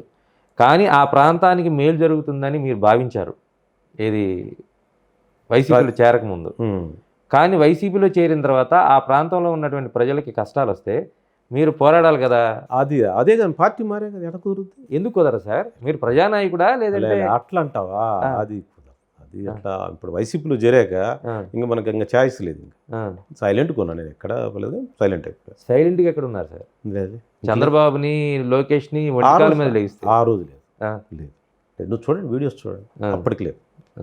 దాదాపు ఒక 5-6 నెలల తర్వాత ఉంటుంది, కానీ 7-8 నెలల తర్వాత, 5-6 నెలల దాకా నేను ట్రోమాలో వచ్చి. నేను అంటే రాజకీయంగా మీరు ఒకరి మీద ఒకళ్ళు ఆరోపణలు చేసుకోవటం, నిందించుకోవటం. ఇంకోటి కూడా చంద్రబాబు గారిని కానీ ఇంకెవరైనా టీడీపీని విమర్శించడంలో ఆ సబ్జెక్ట్ ఓరియంటెడ్ పర్సనల్గా నేను ఎప్పుడు మాట్లాడలేదు. ఎప్పుడు విరుచుకుపడటం అనేది ఏం లేదు. సబ్జెక్ట్ మాట్లాడు.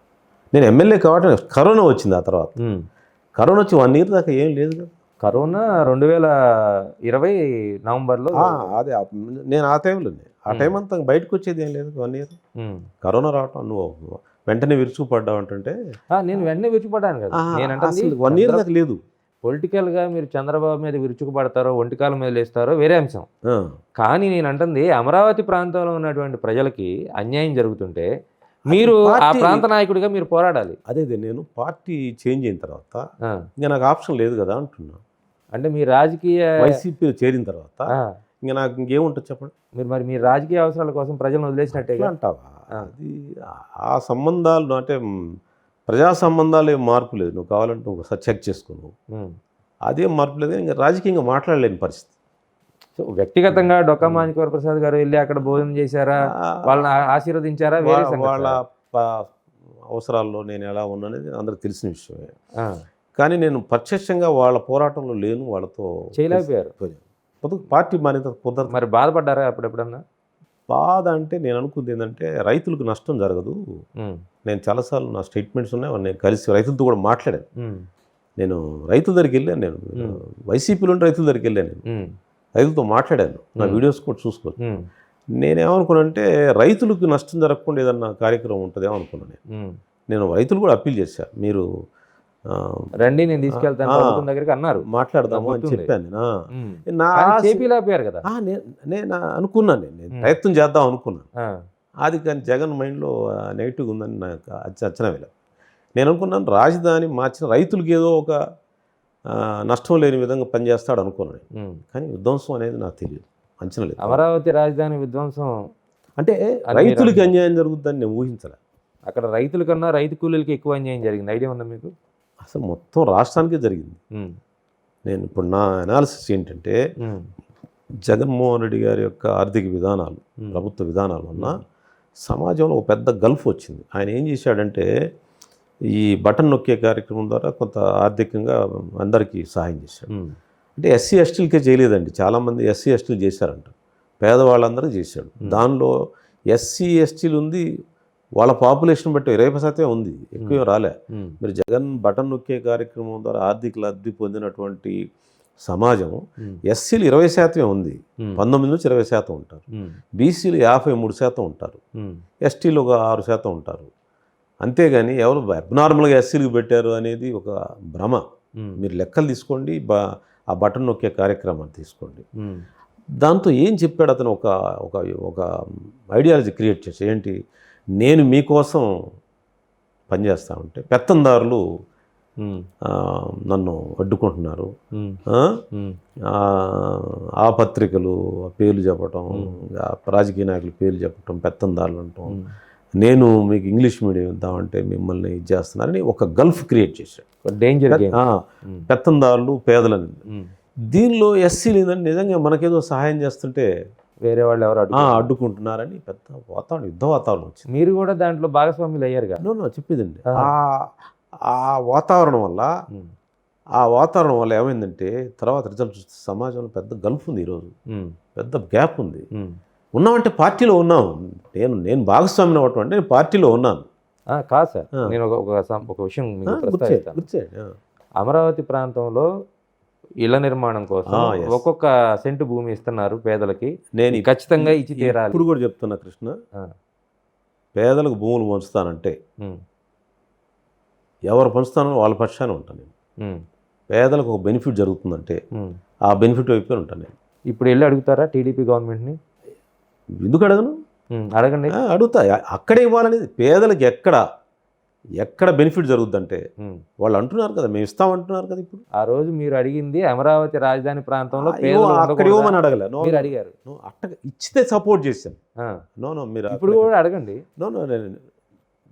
గవర్నమెంట్ ఇస్తే దాన్ని సపోర్టివ్గా మాట్లాడాం మేము. ఇప్పుడు గవర్నమెంట్ చేస్తానన్నా, ఇప్పుడు ఇంకో పనులు చేస్తానన్నా వాళ్ళ పక్షాన ఉంటాను నేను.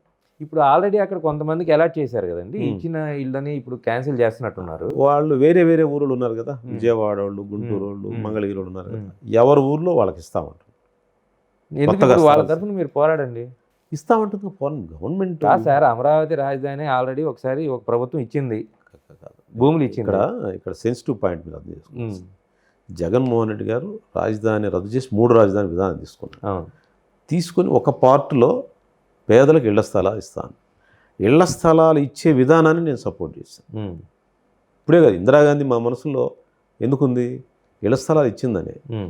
రాజశేఖర రెడ్డి గారికి ఎందుకు చెప్తాం పేరు, ఇళ్ల స్థలాలు ఇచ్చాయి. ఎన్టీ రామారావు గారి పేరు ఎందుకు చెప్తాం, మాకు పక్కా ఇల్లు కట్టించాడని. ఆ విధంగా ఇళ్ల స్థలాలు ఇచ్చాం, ఇళ్ల స్థలాల పాలసీని సపోర్ట్ చేశాను నేను. ఇప్పుడు కూడా ఏ ప్రభుత్వం ఇస్తానన్నా ఆ పాలసీని సపోర్ట్ చేసి, ఇవ్వకపోతే దానికోసం పనిచేస్తాను కూడా ఇచ్చేట్టుగా. నువ్వు అనేది ఏంది, రాజధానిలో నువ్వు ఇచ్చేది అడవచ్చు అంటున్నావు, ఎవరి ఊళ్ళో వాళ్ళకి ఇస్తా ఉంటున్నాను. మీకు మీరు అప్పుడు ప్రాతినిధ్యం వహించిన వైసీపీ గవర్నమెంట్లో రాజధాని ప్రాంతంలో ఇచ్చి పేదలు అమరావతిలో ఉండకూడదా అనే ఒక వివక్ష తీసుకొచ్చారు, ఆ ప్రాంతంలో ఒక వివాదం తీసుకొచ్చారు. అంటే ఇక్కడ ధనవంతులు ఏదో అడ్డుకుంటున్నట్లుగా అదే పేదవాళ్ళు పాలసీ దాంట్లో ఆ ట్రాప్ లో మీరు కూడా పడ్డారంట. అదే నేను ఇది ఆ ఒక్క విధానంలో కాదు, మొత్తం విధానాల్లోనే పెత్తందారులనే పేదలనే కాన్సెప్ట్ తీసుకొచ్చారు. అదేదో అప్పుడు బాగానే అనిపించింది, నిజమే అడ్డుకుంటున్నారేమో అన్న ఫీలింగ్ అందరిలో కలిగింది, నాలో కాదు అందరిలో కలిగింది, మీలో కూడా కలిగింది. నేను రాజకీయ విధానాన్ని సపోర్ట్ చేశాను. ఓకే. నా తర్వాత నాకు అర్థమైంది చాలామంది, నేను ఎలక్షన్ ముందే అన్న ఇది చాలా ప్రమాదం, మీరు కావాలంటే నాతో ఉన్నవాళ్ళని అడగండి చాలామంది, దీనివల్ల సమాజంలో పెద్ద గ్యాప్ వస్తూ ఉంది. అంటే ప్రభుత్వ విధానాన్ని సపోర్ట్ చేయటం వెళ్ళు, డేంజర్ గ్యాప్ అది. ప్రభుత్వ విధానాన్ని నేను ఒక రాజకీయ కార్యకర్తగా నాయకుడిగా సపోర్ట్ చేయటం వేరు, కానీ నా పర్సనల్ అకాడమిక్ అబ్జర్వేషన్ చెప్పటం వేరు. నా పర్సనల్ అబ్జర్వేషన్ చెప్పాను, ఇది ప్రమాదకరమైన గంటికలు, ఇది సమాజంలో పెద్ద గ్యాప్ వస్తుంది. ఇప్పుడు స్టడీస్ తీస్తే జగన్మోహన్ రెడ్డి కొట్టిన దెబ్బ దళితులు 75 సంవత్సరాల్లో కొద్దిగా కలిసిపోవడానికి అంబేద్కర్ గారు, గాంధీ గారు ఇలాంటి మహానుభావుల యొక్క ఆలోచన కొంత కలిసిపోయారు. కొద్దిగా ఇందాక ఫస్ట్లో అనుకున్నాం కొంత గ్యాప్ ఫీల్ అయింది. జగన్ కొట్టిన దెబ్బ వల్ల మళ్ళీ అట్లా వచ్చేసింది. దాన్ని ఇప్పుడు మనం మేల్కొని అందరం కలిసి పనిచేయాలి, మళ్ళీ సన్మానం చేయాలి. జగన్ డేంజరస్ గేమ్ ఆడాడు ఆ రోజు, మేము దాని ఫలితాలు ఊహించలేకపోయాం. ఈరోజు చూస్తే ప్రతి గ్రామంలో జగన్ అంటే భయం ఉంది, జగన్ విధానాల పట్ల భయం ఉంది. ఎస్సీలకు ఎస్టీలు బీసీల మధ్య పెద్ద గ్యాప్ పెట్టాడు, పెద్ద మానసికమైనటువంటి విభేదాలు ఉన్నాయి ఇప్పుడు. అది చాలా ప్రమాదకరం, దాన్ని మార్చాల్సిన అవసరం ఉంది. దానికి ప్రభుత్వం స్పెషల్ ప్రోగ్రాం తీసుకోవాలి, లేకపోతే ఇది సమాజం ఎటుపోతుందో తెలియదు. సార్ మీరు రాజకీయంగా రాయపాటి శిష్యులు అంటారా, లేకపోతే ఆయన శిష్యుడే? గురువుని శిష్యుడు. చూడు మా ఇంట్లో ఫోటో ఈరోజు కూడా ఆయన ఉంటుంది. ఓకే. మీ గురువు గారు ఆయన చివరికి 2019లో ఓటమికి గురయ్యేంత వరకు కూడా దాదాపుగా సక్సెస్ రేటే ఎక్కువ. అంతేగా. కానీ మీ విషయం తీసుకుంటే ఆయన శిష్యుడిగా రాజకీయంలో అంటే కొన్ని కీలకమైన దశల్లో నిర్ణయాలు తీసుకోవడంలో తడబడిపోతూ ఉంటారు. ఎందుకని అంటే మీ మీద వేరే ఏమైనా ఇంపాక్ట్ పనిచేస్తూ ఉంటుందా? 2 కారణాలు ఉన్నాయి. ఒకటి ప్రధానంగా నా మొత్తం నా లైఫ్ జర్నీలో నేను ఆర్థిక అంశాల పట్ల చాలా నిర్లక్ష్యం చేశాను. ఆర్థికంగా చాలా బలహీనుడు. నేను ఎమ్మెల్యే కాకముందు నా ఆర్థిక పరిస్థితి ఏంటి, ఈరోజు కూడా అదే పరిస్థితి. ఆర్థిక ఒత్తిడి వలన కొంత ఒత్తిడి గురి అవుతుంటాను. ఆ తర్వాత ఏమవుతుందంటే అక్కడ ఇక్కడ తెలిసిన వాళ్ళు ఉంటుందో ఇది కరెక్టే అది కరెక్ట్ అనుకునే ఒక ఇన్ఫ్లుయెన్స్ కూడా ఉంది. అయితే జగన్ కొట్టిన దెబ్బకి, జగన్ చేసిన అవమానానికి, జగన్ చేసిన దుర్మార్గానికి ఇంకా భవిష్యత్తులో ఇప్పుడు నాకు 63 ఏళ్ళు, ఇంకా తప్పు చేయను. రాజకీయాలు మానుకోవచ్చు కానీ ఇంకా తప్పు చేయను. ఎందుకు సార్ ఇప్పుడు డొక్కా మాణిక్య ప్రసాద్ పోటీ చేసిన ప్రతిసారి కోట్ల రూపాయలు లబ్ధి పొందుతాడు కానీ చేతి డబ్బులు అసలు పెట్టడు. బయట కామెంట్ నా దగ్గర లేవుగా పెట్టడానికి. ఎవరో ఒకళ్ళు పెట్టడం, నా దగ్గర ఏం లేవు. నేను ఉట్ట మనిషిని వెళ్ళటమే కానీ నేను పెట్టానని నేను ఎప్పుడు చెప్పలేను. ఎవరో ఒకళ్ళు సాయం చేయటం ద్వారానే పార్టీయో దానికి సంబంధించిన వ్యక్తులో వాళ్ళు చేయటం, కానీ నేను పెట్టింది ఏమి అది ఆ విషయం నేను సొంత డబ్బులు పెట్టి వచ్చానని నేను ఎప్పుడు చెప్పలేదు. నేను సంపాదించలేదు, నేను పెట్టలేదు. అంటే నేనంటే కొంతవరకు మిమ్మల్ని ప్రత్యక్షం చూశాను, కానీ బయట ప్రాంతాలకు వెళ్ళినప్పుడు ఒక తాడికొండ లాంటి ప్రాంతంలో ఎమ్మెల్యేగా పనిచేసి ఒక రాష్ట్రంలో అంటే ఒక విభజిత రాష్ట్రం కాదు, కలిసి ఉన్న రాష్ట్రానికి సమైక్య ఆంధ్రప్రదేశ్కి మంత్రిగా పనిచేసి కీలకమైన శాఖలో పనిచేసిన డొక్కా మాణిక్య ప్రసాద్ డబ్బులు లేవనంటే నమ్మాలా? అంటే అది చెప్తే నమ్మాల్సిన అవసరం లేదు, నా జీవితమే చెప్తుంది. నేను డబ్బులు అని చెప్పడం కూడా అసహ్యంగా ఉంటుంది. నాకేం అంత చెప్పుకోవాల్సిన అవసరం లేదు. నేను డబ్బులు నా ప్రోగ్రామ్స్, పొలిటికల్ ప్రోగ్రామ్స్కి ఇచ్చి ఉండొచ్చు, తీసుకుండొచ్చు. నేను ఈ డిస్ప్యూట్లో లేకపోతే ఆ వివాదంలో చేరి డబ్బులు తినటం, లేకపోతే ఇంకొకటి చేసో, లేకపోతే ఇంకొక అయాచిత లబ్ధి పొందటం, అలాంటి కార్యక్రమం నేను ఇప్పుడు చేయలేను. నా ప్రోగ్రాం పెడతాను, ఏదో చీఫ్ మినిస్టర్ గారి ప్రోగ్రాం వస్తుంది, దానికి అవసరానికి వాడుకుంటాను. ఏదో రాజకీయ ఎలక్షన్ వస్తుంది, దాని అవసరానికి వాడుకుంటాను. అలాంటి లబ్ధి పొంది ఉండొచ్చు, కానీ లబ్ధి అని కూడా దాన్ని రాజకీయ ప్రోగ్రామ్ స్వాతంత్ర పోరాటానికి కూడా తీసుకొని చేసి ఉంటాను. అలాగా చేసి ఉంటానేమో కానీ నేను వ్యక్తిగతంగా నా శాలరీ, నా కుటుంబాన్ని, నా శాలరీ వాడి ఉంటా కానీ ఎప్పుడు నేను తీసుకోను. ఎందుకంటే నమ్మండి, వెరిఫై చేసుకోండి. సర్పంచులు కూడా వాళ్ళు సర్పంచ్గా పోటీ చేసిన వాళ్ళు కొంతమంది అంటున్నాను, నేను అందరిని అంటలేదు, చాలా మంది ఇప్పుడు కౌన్సిలర్గా పనిచేసిన వాళ్ళు కూడా చాలా విధాలుగా లబ్ధి పొందుతున్నారు, ఆర్థికంగా చాలా స్థితిమంతులు అవుతున్నారు. కృష్ణ, అది ఒక సైడ్ ఆఫ్ ది స్టోరీ. చాలామంది నష్టపోయిన వాళ్ళు కూడా ఉన్నారు. చాలామంది ఇన్ ప్రిన్సిపల్ లంచాలు తీసుకునే వాళ్ళు కూడా ఉన్నారు, ఆనెస్ట్గా ఉండేవాళ్ళు ఉన్నారు. అంటే నేనున్నా అనేది మీరు చూడాలి. నేను ఊరికి చెప్పుకుంటే అది అసహ్యంగా ఉంటుంది. నాలాంటి వాళ్ళు చాలామంది ఉన్నారు, ఇప్పటికి రాజకీయాలు యాక్టివ్గా ఉన్నారు. వాళ్ళు పోటీ చేస్తుంటారు, ఏదో నడిపిస్తూ ఉంటారు. కానీ ఆర్థికంగా నష్టపోయిన వాళ్ళు చాలామంది ఉన్నారు, ఇబ్బంది పడే వాళ్ళు చాలామంది ఉన్నారు, లబ్ధి పొందిన వాళ్ళు ఉన్నారు, అయాచితంగా లబ్ధి పొంది బాగుపడ్డ వాళ్ళు ఉన్నారు. ఒక సైడ్ ఆఫ్ ది స్టోరీసే మనకి సమాజంలో ఉన్నాయి. ఈ మా లాంటి స్టోరీస్ నమ్మరు, చెప్తే అనవసరం, చెప్పుకోకూడదు కూడా. మేము మీ మీద నిలకడలేని తత్వం అనే ఒక అంశం, అది నేను ఒప్పుకుంటున్నాను. అదే అవినీతి అనే పదం లేదండి. అదే నేను చెప్తుండే. నేను ఎక్కడ దెబ్బతిన్నానంటే 14 నీ మాట వినపోవటం, 19లో నేను పొరపాటు చేయటం, ఈ రెండు నా పొరపాటు. ఇంకా లేదు అంటున్నా, రెండు పొరపాట్లే కదా, ఇంకా లేదు. ఇక ఉంటే రాజకీయాలు ఉంటాం, లేకపోతే హాయిగా ఒక కార్యకర్తలా జనంలో తిరుగుతాను, ఇంకో పార్టీ మారు, ఇంకా లేదు, ఇంకా అయిపోయింది, ఇంకా చేస్తాను ఇంకా రాజకీయం. లేకపోతే ఉంటాను, ఎట్లా ఉంటాను, యాక్టివిస్ట్గా ఉంటాను, ప్రజా జీవితంలో పనిచేస్తుంటాను. ఇప్పుడు తెలుగుదేశం చంద్రబాబు నాయుడు గారు జిల్లా అధ్యక్ష పదవి అడిగాను నేను. జిల్లా అధ్యక్ష పదవి ఇస్తే చేస్తాను. జిల్లా అధ్యక్ష పదవి చేసి ఒక 2 ఏళ్ళు చేశాక ఏదైనా ఎమ్మెల్సీ చేయండి అని చెప్పాను. చూద్దాం, జిల్లా అధ్యక్ష పదవి అది ఇప్పుడు కాదులే, ఇలా ఎన్నికల ముందు ఇస్తే బాగుండదు, తర్వాత ప్రాసెస్లు ఇస్తామని. ఇస్తే కష్టపడి పనిచేసి ప్రూవ్ చేసుకుంటాను. లేదనుకోండి, ప్రజా జీవితంలో పనిచేయడం అనేక అవకాశాలు ఉంటాయి, ఉంటాయి అంతే. అంతేగాని ఇంకా జగన్ లాంటి వాళ్ళ ప్రయోగం చేయండి, అయిపోయింది. ఎందుకని సార్ జగన్ లాంటి వాడు రాజకీయాలు ఉండకూడదండి. నిజం, ప్రామిస్. చెప్తే చాలామంది జగన్ అభిమానులు ఏమనుకుంటారంటే ఈయనకు టికెట్ ఇవ్వలేదు కాబట్టి చెప్తున్నాడు అనుకుంటాను. చాలా మందికి అదే అభిప్రాయం. టికెట్టే కాదు, నాకు గౌరవం అడిగాను నేను, అపాయింట్మెంట్ అడిగాను నేను, టికెట్ అడగల. చాలామంది అనవసరంగా ఓడిపోతాను, నాకు తెలుసు, నా అంతరాత్మ కూడా తెలుసు ఓడిపోతాను. ఎవరిని అడిగిన చెప్తాడు మన ఎలక్షన్ ఏం జరుగుతుంది. ఏంటి అసలు పలకరించడు, అసలు ఏం జరిగిందో చెప్పరు, ఎవడు చెప్పడు. ఒక గుడిపోవటం, ఒక కాకస్ ముఠా అక్కడ చేరింది, ఆ ముఠా మాట్లాడుకుని వాళ్ళు డిసైడ్ చేస్తున్నారు. వాళ్ళ మధ్యలో ఉంటే ఉండిపోతే పోనట్టు ఉంది నా పరిస్థితి ఆ రోజు. సార్, మీరు ఎన్నిసార్లు కలిశారు జగన్మోహన్ రెడ్డి గారిని? 1-to-1 ఒక 2-3 సార్లు కలిసి ఉంటాడు. చెప్పారా మరి అప్పుడు పరిస్థితి ఎట్లా ఉంటుంది?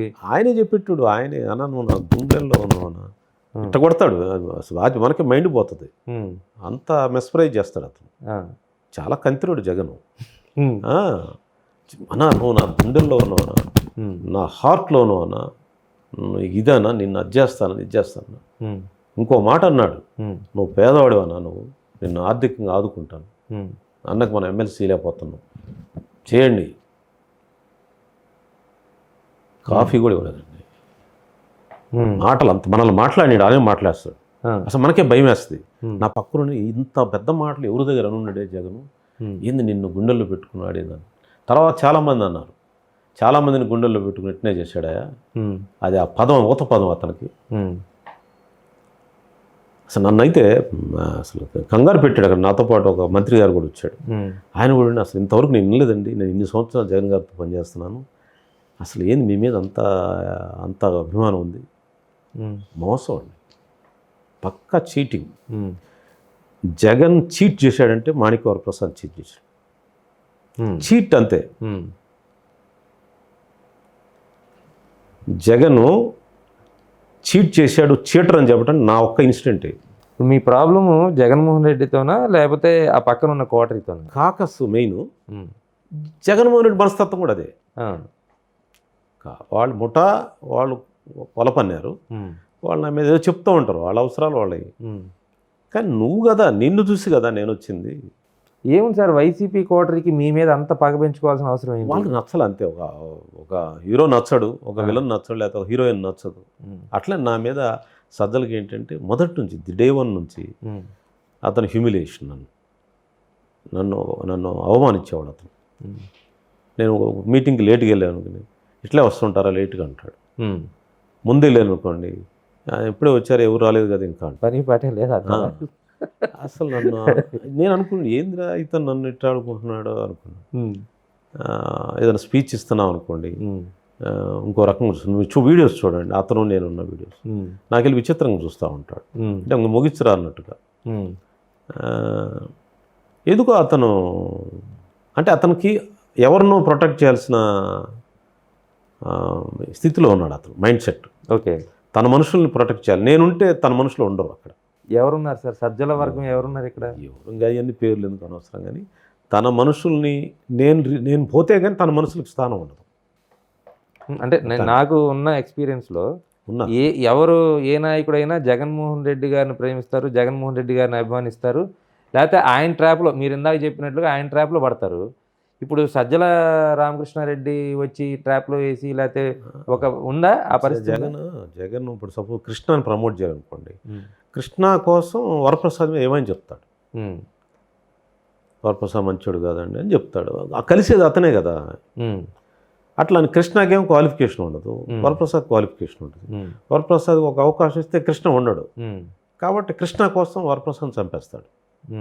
ఆ విధంగా అతను ఒక ప్లాన్ ప్రకారం చేస్తాడు. దానికి ఒక క్వార్టర్ ఉంది అక్కడ దగ్గర.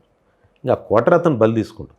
మీరు చెప్పారు కాబట్టి అడుగుతున్నా, వరప్రసాద్ కోసం వరప్రసాద్ని చంపడానికి ఎవరి కోసం ప్రయత్నం చేశారు? ఇంకా ఎన్ని పేర్లు ఎందుకు పాపం, వాళ్ళు చిన్నవాళ్ళు, వాళ్ళ గురించి నేను మాట్లాడకూడదు. మీ స్థాయి కాదు వాళ్ళు? నా స్థాయి కాదు. నేను ఏదో అవకాశం లేక నేను ఎట్లున్నా కానీ నేను mentally okay, I cross. Even Jagan కూడా నాకు చిన్న స్మాల్ ఫెలో. ముఖ్యమంత్రి చేస్తే మాత్రం ఆ మాత్రం విలువలు ఉండవు, మర్యాద లేకపోతే ఇట్లా. ముఖ్యమంత్రి అయితే ఎవరికండి? రాజకీయాలు, నేను ఒక రాజకీయ కార్యకర్త, నన్ను గౌరవించిన నువ్వేం మనిషి నాకు అర్థం కాదు. నువ్వేం మనిషి, నువ్వేం నాయకుడు నాకు అర్థం కాదు. ఇవ్వకపోతే టికెట్ ఇస్తే నువ్వు ఇస్తే నేను విషయమా నాకు అర్థం కాదు. గౌరవించాలా, మాట్లాడాలా, చెప్పాలా. ఈ సంభాషణ ఉండదు, ఏముండదు. నీ మెర్సీ మీద బతుకుతామా? ఇంత దూరం వచ్చామా? ఏదో గ్రామీణ ప్రాంతం నుంచి వచ్చాము మేము, చాలా కష్టపడి వచ్చాము. నీ మెర్సీ మీద దూరం వచ్చామా? ఏం గౌరవించలేవా నువ్వు? అన్నీ అబద్ధాలు. నా గుండెల్లో అసలు ఆ ఫేస్ చూస్తే అమ్మో, నా పక్కనున్న మంత్రి అయితే ఇంతవరకు నేను చూడలేదండి ఆయన్ని ఎంత ప్రేమ వాళ్ళకపోయటం. నేను కూడా భ్రమ చెందాను. నిజం. అసలు అంత మోసం అంటే అంత మోసం. సార్ ఇప్పుడు 2014 ముందు కాంగ్రెస్ పార్టీలో మీ సమవుజ్జీలు అంటే మీతో సన్నిహితులు కావచ్చు, స్నేహితులు కావచ్చు, చాలామంది ఉన్నారు. ఒక బొత్స సత్యనారాయణ, మీరు, లేదంటే ఈ జిల్లాకు సంబంధించినటువంటి కొంతమంది నాయకులు కూడా ఉన్నారు. వాళ్ళందరూ కూడా ఇప్పుడు వేరే వేరే పార్టీల్లో, వైసీపీలో కానీ, కొంతమంది జనసేనలో కానీ, లేదా టీడీపీలో కానీ మంచి పొజిషన్లో ఉన్నారు, ఎమ్మెల్యేలుగా, ఎమ్మెల్సీలుగా. డొక్కా మాణిక్యవర ప్రసాద్ ఇలా ఒంటరిగా మిగిలిపోవడానికి కారణం ఏంటి? ఏ పదవి లేకుండా? నేనేం ఒంటరిగా కాదు, కానీ పదవి అదే పదవి లేదు. దానికి కారణం ఏంటంటే ఇప్పుడు టీడీపీకి వచ్చాను. ఇప్పుడు దీంట్లో ప్రూవ్ చేసుకోవాలంటే టైం పట్టుతుంది. వాళ్ళు ఆల్రెడీ కూటమి, వాళ్ళ నాయకత్వం దాంట్లో వాళ్ళు అడ్జస్ట్ కావాలి. నాకు అవకాశం, పెద్ద ప్రయాణం ఉంటుంది. That is one thing. Core issue ఏంటంటే నేను కొన్ని విషయాల్లో నెగ్లెక్ట్ చేశాను. అంటే నాకు సంబంధించినవి పర్సనల్ కొన్ని విషయాలు, కొన్ని జాగ్రత్తలు తీసుకుంటే బాగుండేదేమో అనేది నాకున్న అబ్జర్వేషను. కానీ ఇప్పుడు ఏం చేయలేము. ఇంతే ఉన్నా, గాంధేయన్ భావాలతో ఉన్నా, ఆ భావాలని వదిలిపెట్టి నేను సాధిస్తా. మళ్ళీ ఏ అవకాశం వచ్చినా ఫినిక్స్ స్పెషల్గా లేస్తా. ఓ పక్కన రాజకీయంగా ఒక రకంగా చెప్పాలంటే మీ నిర్ణయాల ప్రకారమే, మీరు తీసుకుంటున్న నిర్ణయాల ప్రకారమే వెనకబడిపోయారు. అదేవిధంగా ఇప్పుడు వర్గీకరణ పోరాటంలో కూడా తెర వెనుక ఉండి నేను చాలా ప్రయత్నం చేశానని మీరే చెప్తున్నారు. వర్గీకరణ అంశంలో కూడా మీకు పెద్దగా పేరు రాలేదు కదా? అంటే నేనే ఆశించలేదు. ఓకే, పేరేం ఆశించలేదు. రాజకీయాల్లో ఉన్నాం కాబట్టి బజార్కి వచ్చి మాట్లాడటం అదేం ఉండదు. అవసరమైనప్పుడు ఆ సందర్భానికి ఏం చేయాలో అది చేయటం తప్పితే నేనేం ఆశించలేదు. వర్గీకరణ అంశంలో మీరు కనీసం చట్టసభల్లో ఉండి, అంటే 2004 నుంచి 2014 వరకు మీరు కీలకమైన పొజిషన్లోనే ఉన్నారు. అలాంటి పొజిషన్లో కూడా వర్గీకరణ మాట్లాడేది నేను యునానిమస్ తీర్మానంలో ఉన్నాను కదా. నేను ఉన్నారా? మనం ఉన్నాను. రాజశేఖర రెడ్డి గారితో అఖిల పరిషత్ తీసుకొని ఢిల్లీ వెళ్ళాం. రాజశేఖర రెడ్డి గారు మేమంతా ప్రధానమంత్రిని కలిశాను, సోనియా గాంధీ గారిని కలిశాను. అంటే ప్రెస్తో మాట్లాడవు ఇవన్నీ కూడా జరిగాయి. అసలు అసలు కాంగ్రెస్ పార్టీలో వర్గీకరణ మీద నేను మాట్లాడాడు, ఎవరు మాట్లాడారు? హైకమాండ్తో ప్రతి సందర్భంలో మాట్లాడాను. సోనియా గాంధీ గారితో మాట్లాడాను, రాహుల్ గాంధీ గారితో మాట్లాడాను, దిగ్విజయ్ సింగ్ గారితో మాట్లాడాను. అసలు నేను మాట్లాడింది రాజశేఖర రెడ్డి గారు, అతను ఆయన ఎప్పుడు ఈ సమస్య మీద ఢిల్లీ వెళ్ళి నన్నే తీసుకుని వెళ్ళేవాడు. అఖిలపక్షంలో 2 సార్లు వెళ్ళాను నేను. అదే అసలు అంటే నేను వచ్చి మాట్లాడను, పొలిటికలైజ్ చేసి మాట్లాడలేదు. సో మీరు ఎందుకు రప్చర్ చేయటం ఎందుకు అనేది నా ఉద్దేశం. ఏం చేయాలో అది చేస్తాను. మొన్న సుప్రీంకోర్టులో కేసు అయితే లాస్ట్ ఫైనల్ ఆ కేసు నేనే కదండి, నేనే ఆర్గ్యుమెంట్స్ వినిపించింది. ఎవరు లేరే, రాష్ట్ర ప్రభుత్వాలు వినిపించలే, జగన్మోహన్ రెడ్డి వినిపించలేదే, గవర్నమెంట్ పట్టించుకోండి. జగన్మోహన్ రెడ్డి అడిగాను, నేను సజ్జలను అడిగాను, మా వాళ్ళంతా అడిగారు, ఏమంటే సుప్రీంకోర్టులో కేసు వస్తుంది, అందరం కలిసి అడిగాం మేము, మన వాయిస్ ఎత్తి బాగా మనకేం సంబంధం లేదు, ఏం జరుగుతున్నాడు. ఎవరు అపాయింట్ చేయాలి అడ్వకేట్స్ని? ఇప్పుడు ఏ పార్టీ లేదే ఆంధ్రప్రదేశ్ నుంచి, ఉభయ తెలుగు రాష్ట్రాల్లో, తెలంగాణలో, ఆంధ్రప్రదేశ్లో. తెలంగాణలో కూడా అంటే మీకు చెప్పకూడదు, కానీ నేను కొంతమంది ఎమ్మెల్యేలతో మాట్లాడి మీరు ఒక అడ్వకేట్ని పెట్టండి అని పెట్టించాను. ఆ అడ్వకేట్ ఒక్క నిమిషం మాట్లాడింది. తెలంగాణ అడ్వకేట్ కూడా 3 to 4 minutes మాట్లాడి, మీరు లైవ్ చూసుకుని కావాలి. నేను పెట్టిన అడ్వకేట్ చాలా కీలకమైన ఆర్గ్యుమెంట్ చేశాడు. అతనికి చాలా ల్యాక్స్లో అమౌంట్ పే చేశాం.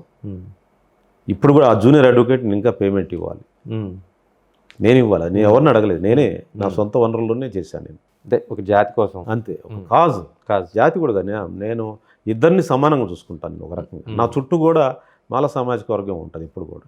మన కాన్స్టిట్యూన్సీలో కూడా నా మాలతో ఉంటాను, నేను ఈక్వల్గా చూసుకుంటాను నేను. కానీ వీళ్ళకి కూడా న్యాయం జరగాలనేది నా పాయింట్.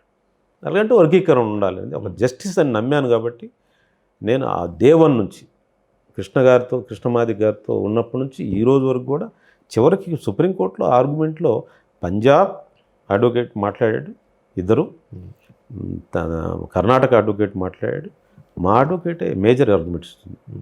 కానీ ఇప్పుడు ఈ వర్గీకరణలో కూడా దాని అమలును రాష్ట్రాలకే నిర్ణయాధికారాలు కట్టబెట్టినట్టుగా ఉంది పరిస్థితి. చాలా సందర్భాల్లో చాలా రాష్ట్రాల్లో అమలు అవ్వవు.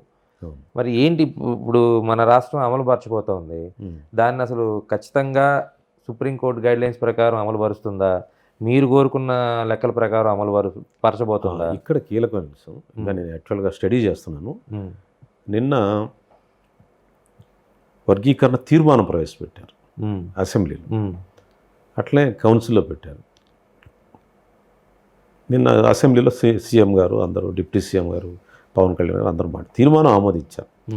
దీన్ని బేస్ చేసుకుని ఆర్డినెన్స్ ఇస్తామంటున్నారు. ఆర్డినెన్స్ ఇచ్చాక మళ్ళీ 6 నెలల లోపు చట్టం చేయాలి. ఆ ప్రొసీజర్ ఓకే, అది కరెక్ట్ ప్రొసీజరే, దానికి ఏమీ నాకు అభ్యంతరం లేదు. దానిలో ఒక కీలకమైన అంశం రోస్టర్ పాయింట్ ఒకటి పెట్టారు. అది ఇంకా స్టడీ చేస్తున్నాము. నిన్న నాకు తెలిసిన అంశం ఏంటంటే 100 రోస్టర్లోనేమో ఏకి 1, బికి 6, సికి 8 అంటున్నారు. యాక్చువల్గా 200 రోస్టర్లోనేమో, అంటే ఇంకో రోస్టర్ ఉంటుంది, 200 రోస్టర్లోనే ఏకి 1, బికి 7, సికి 7 అంటున్నారు. అంటే వెయిటేజ్ ఇస్తే బీకి ఇవ్వాలి, ఏ తర్వాత బీకి ఇవ్వాలి. కాబట్టి నేను లీగల్గా స్టడీ చేస్తూ ఉంటే రాత్రి నుంచి ఆ విధానంలో కొంత పొరపాటు ఉంది.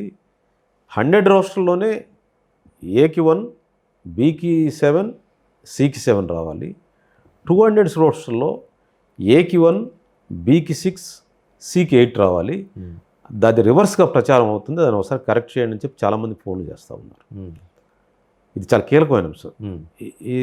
దీని మీద రేపు కోర్టు కేసులు కూడా వస్తాయి. రేపు రాష్ట్ర విధానంలో కొన్ని లోపాలు గమనించారు. సో నేను ఇంకొక చిన్న విషయం చెప్తాను. మీరు చట్టసభల్లో ఆర్డినెన్స్ తీసుకొస్తారా, లేదంటే కొత్త కొత్త చట్టాలు చేస్తారా, ఏం చేసినా సరే రాజకీయ పార్టీల అవసరాలకు అనుగుణంగా వాళ్ళ నిర్ణయాలు తీసుకుంటారు, అంతే కదా. కానీ అంతిమంగా మీరు ఎస్సీ వర్గీకరణ కోసం ఎవరైతే 3 దశాబ్దాల నుంచి పోరాటం చేస్తూ ఉన్నారో ఒక వర్గం, ఆ వర్గంకి సంబంధించి పూర్తి స్థాయిలో న్యాయం జరగాలంటే క్షేత్రస్థాయిలో పరిశీలన అనేది చాలా ఇంపార్టెంట్. మీకు ఇంకొక ఉదాహరణ కూడా చెప్తాను. మన రాష్ట్ర విభజన చేయకూడదని అసెంబ్లీ తీర్మానం చేసి పంపించింది. అవును. కానీ కేంద్రం దాన్ని రిజెక్ట్ చేసింది, పట్టించుకోవాలి. ఒక అసెంబ్లీ చేసిన తీర్మానాన్ని చెత్తబుట్టలో పడేసి రాష్ట్ర విభజన చేసినటువంటి దేశం అంటే నేను అనొచ్చో లేదో, అలాంటి ప్రజాస్వామ్యం కొన్ని సందర్భాల్లో నడిచింది.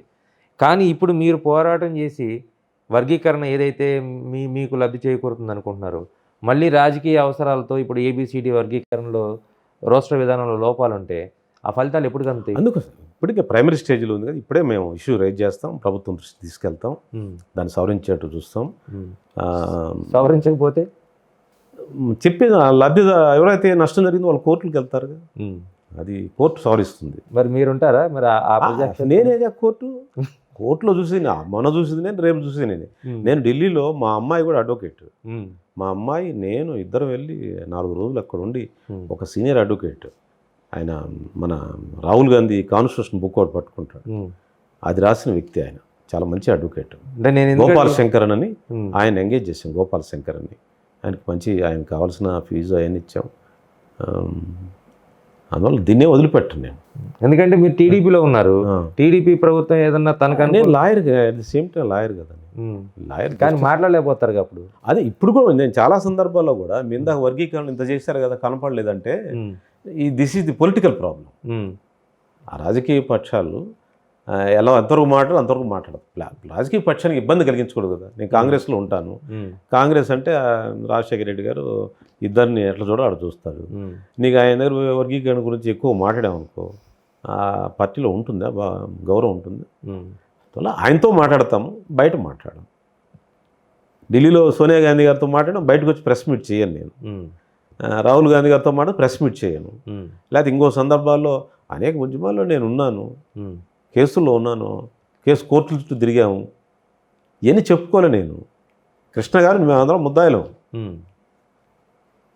మందా కృష్ణ నేను చాలామంది ఒక కేసులో సంవత్సరం తిరిగా 2 ఏళ్ళు తిరిగాం హైదరాబాద్ కోర్టులో, ఇవన్నీ చెప్పుకోలేము. సరే ఆ కేసు కొట్టేశారు, క్లోజ్ అయిపోయింది. వాయిదాలు తిరిగాము. వర్గీకరణలో ఏమన్నా లోపాలు నేను ప్రత్యక్షంగా మీడియాకు వచ్చి ఎందుకు చెప్పుకునే అవసరం లేదు. న్యాయ పోరాటం చేస్తారు. న్యాయ పోరాటం చేస్తారు. సో అంటే ఇప్పుడు నేను ఒక 2004 నుంచి ఇప్పటి వరకు 2024 5 ప్రభుత్వాల్లో మీరు ప్రత్యక్షంగా కానీ పరోక్షంగా కానీ చూశారు. వీటిలో ఎవరి పాలన బాగుంది అని అంటే మీరేం చెప్తారు? నేను కంబైన్డ్ స్టేట్లో రాజశేఖర రెడ్డి గారితో ఉన్నాను.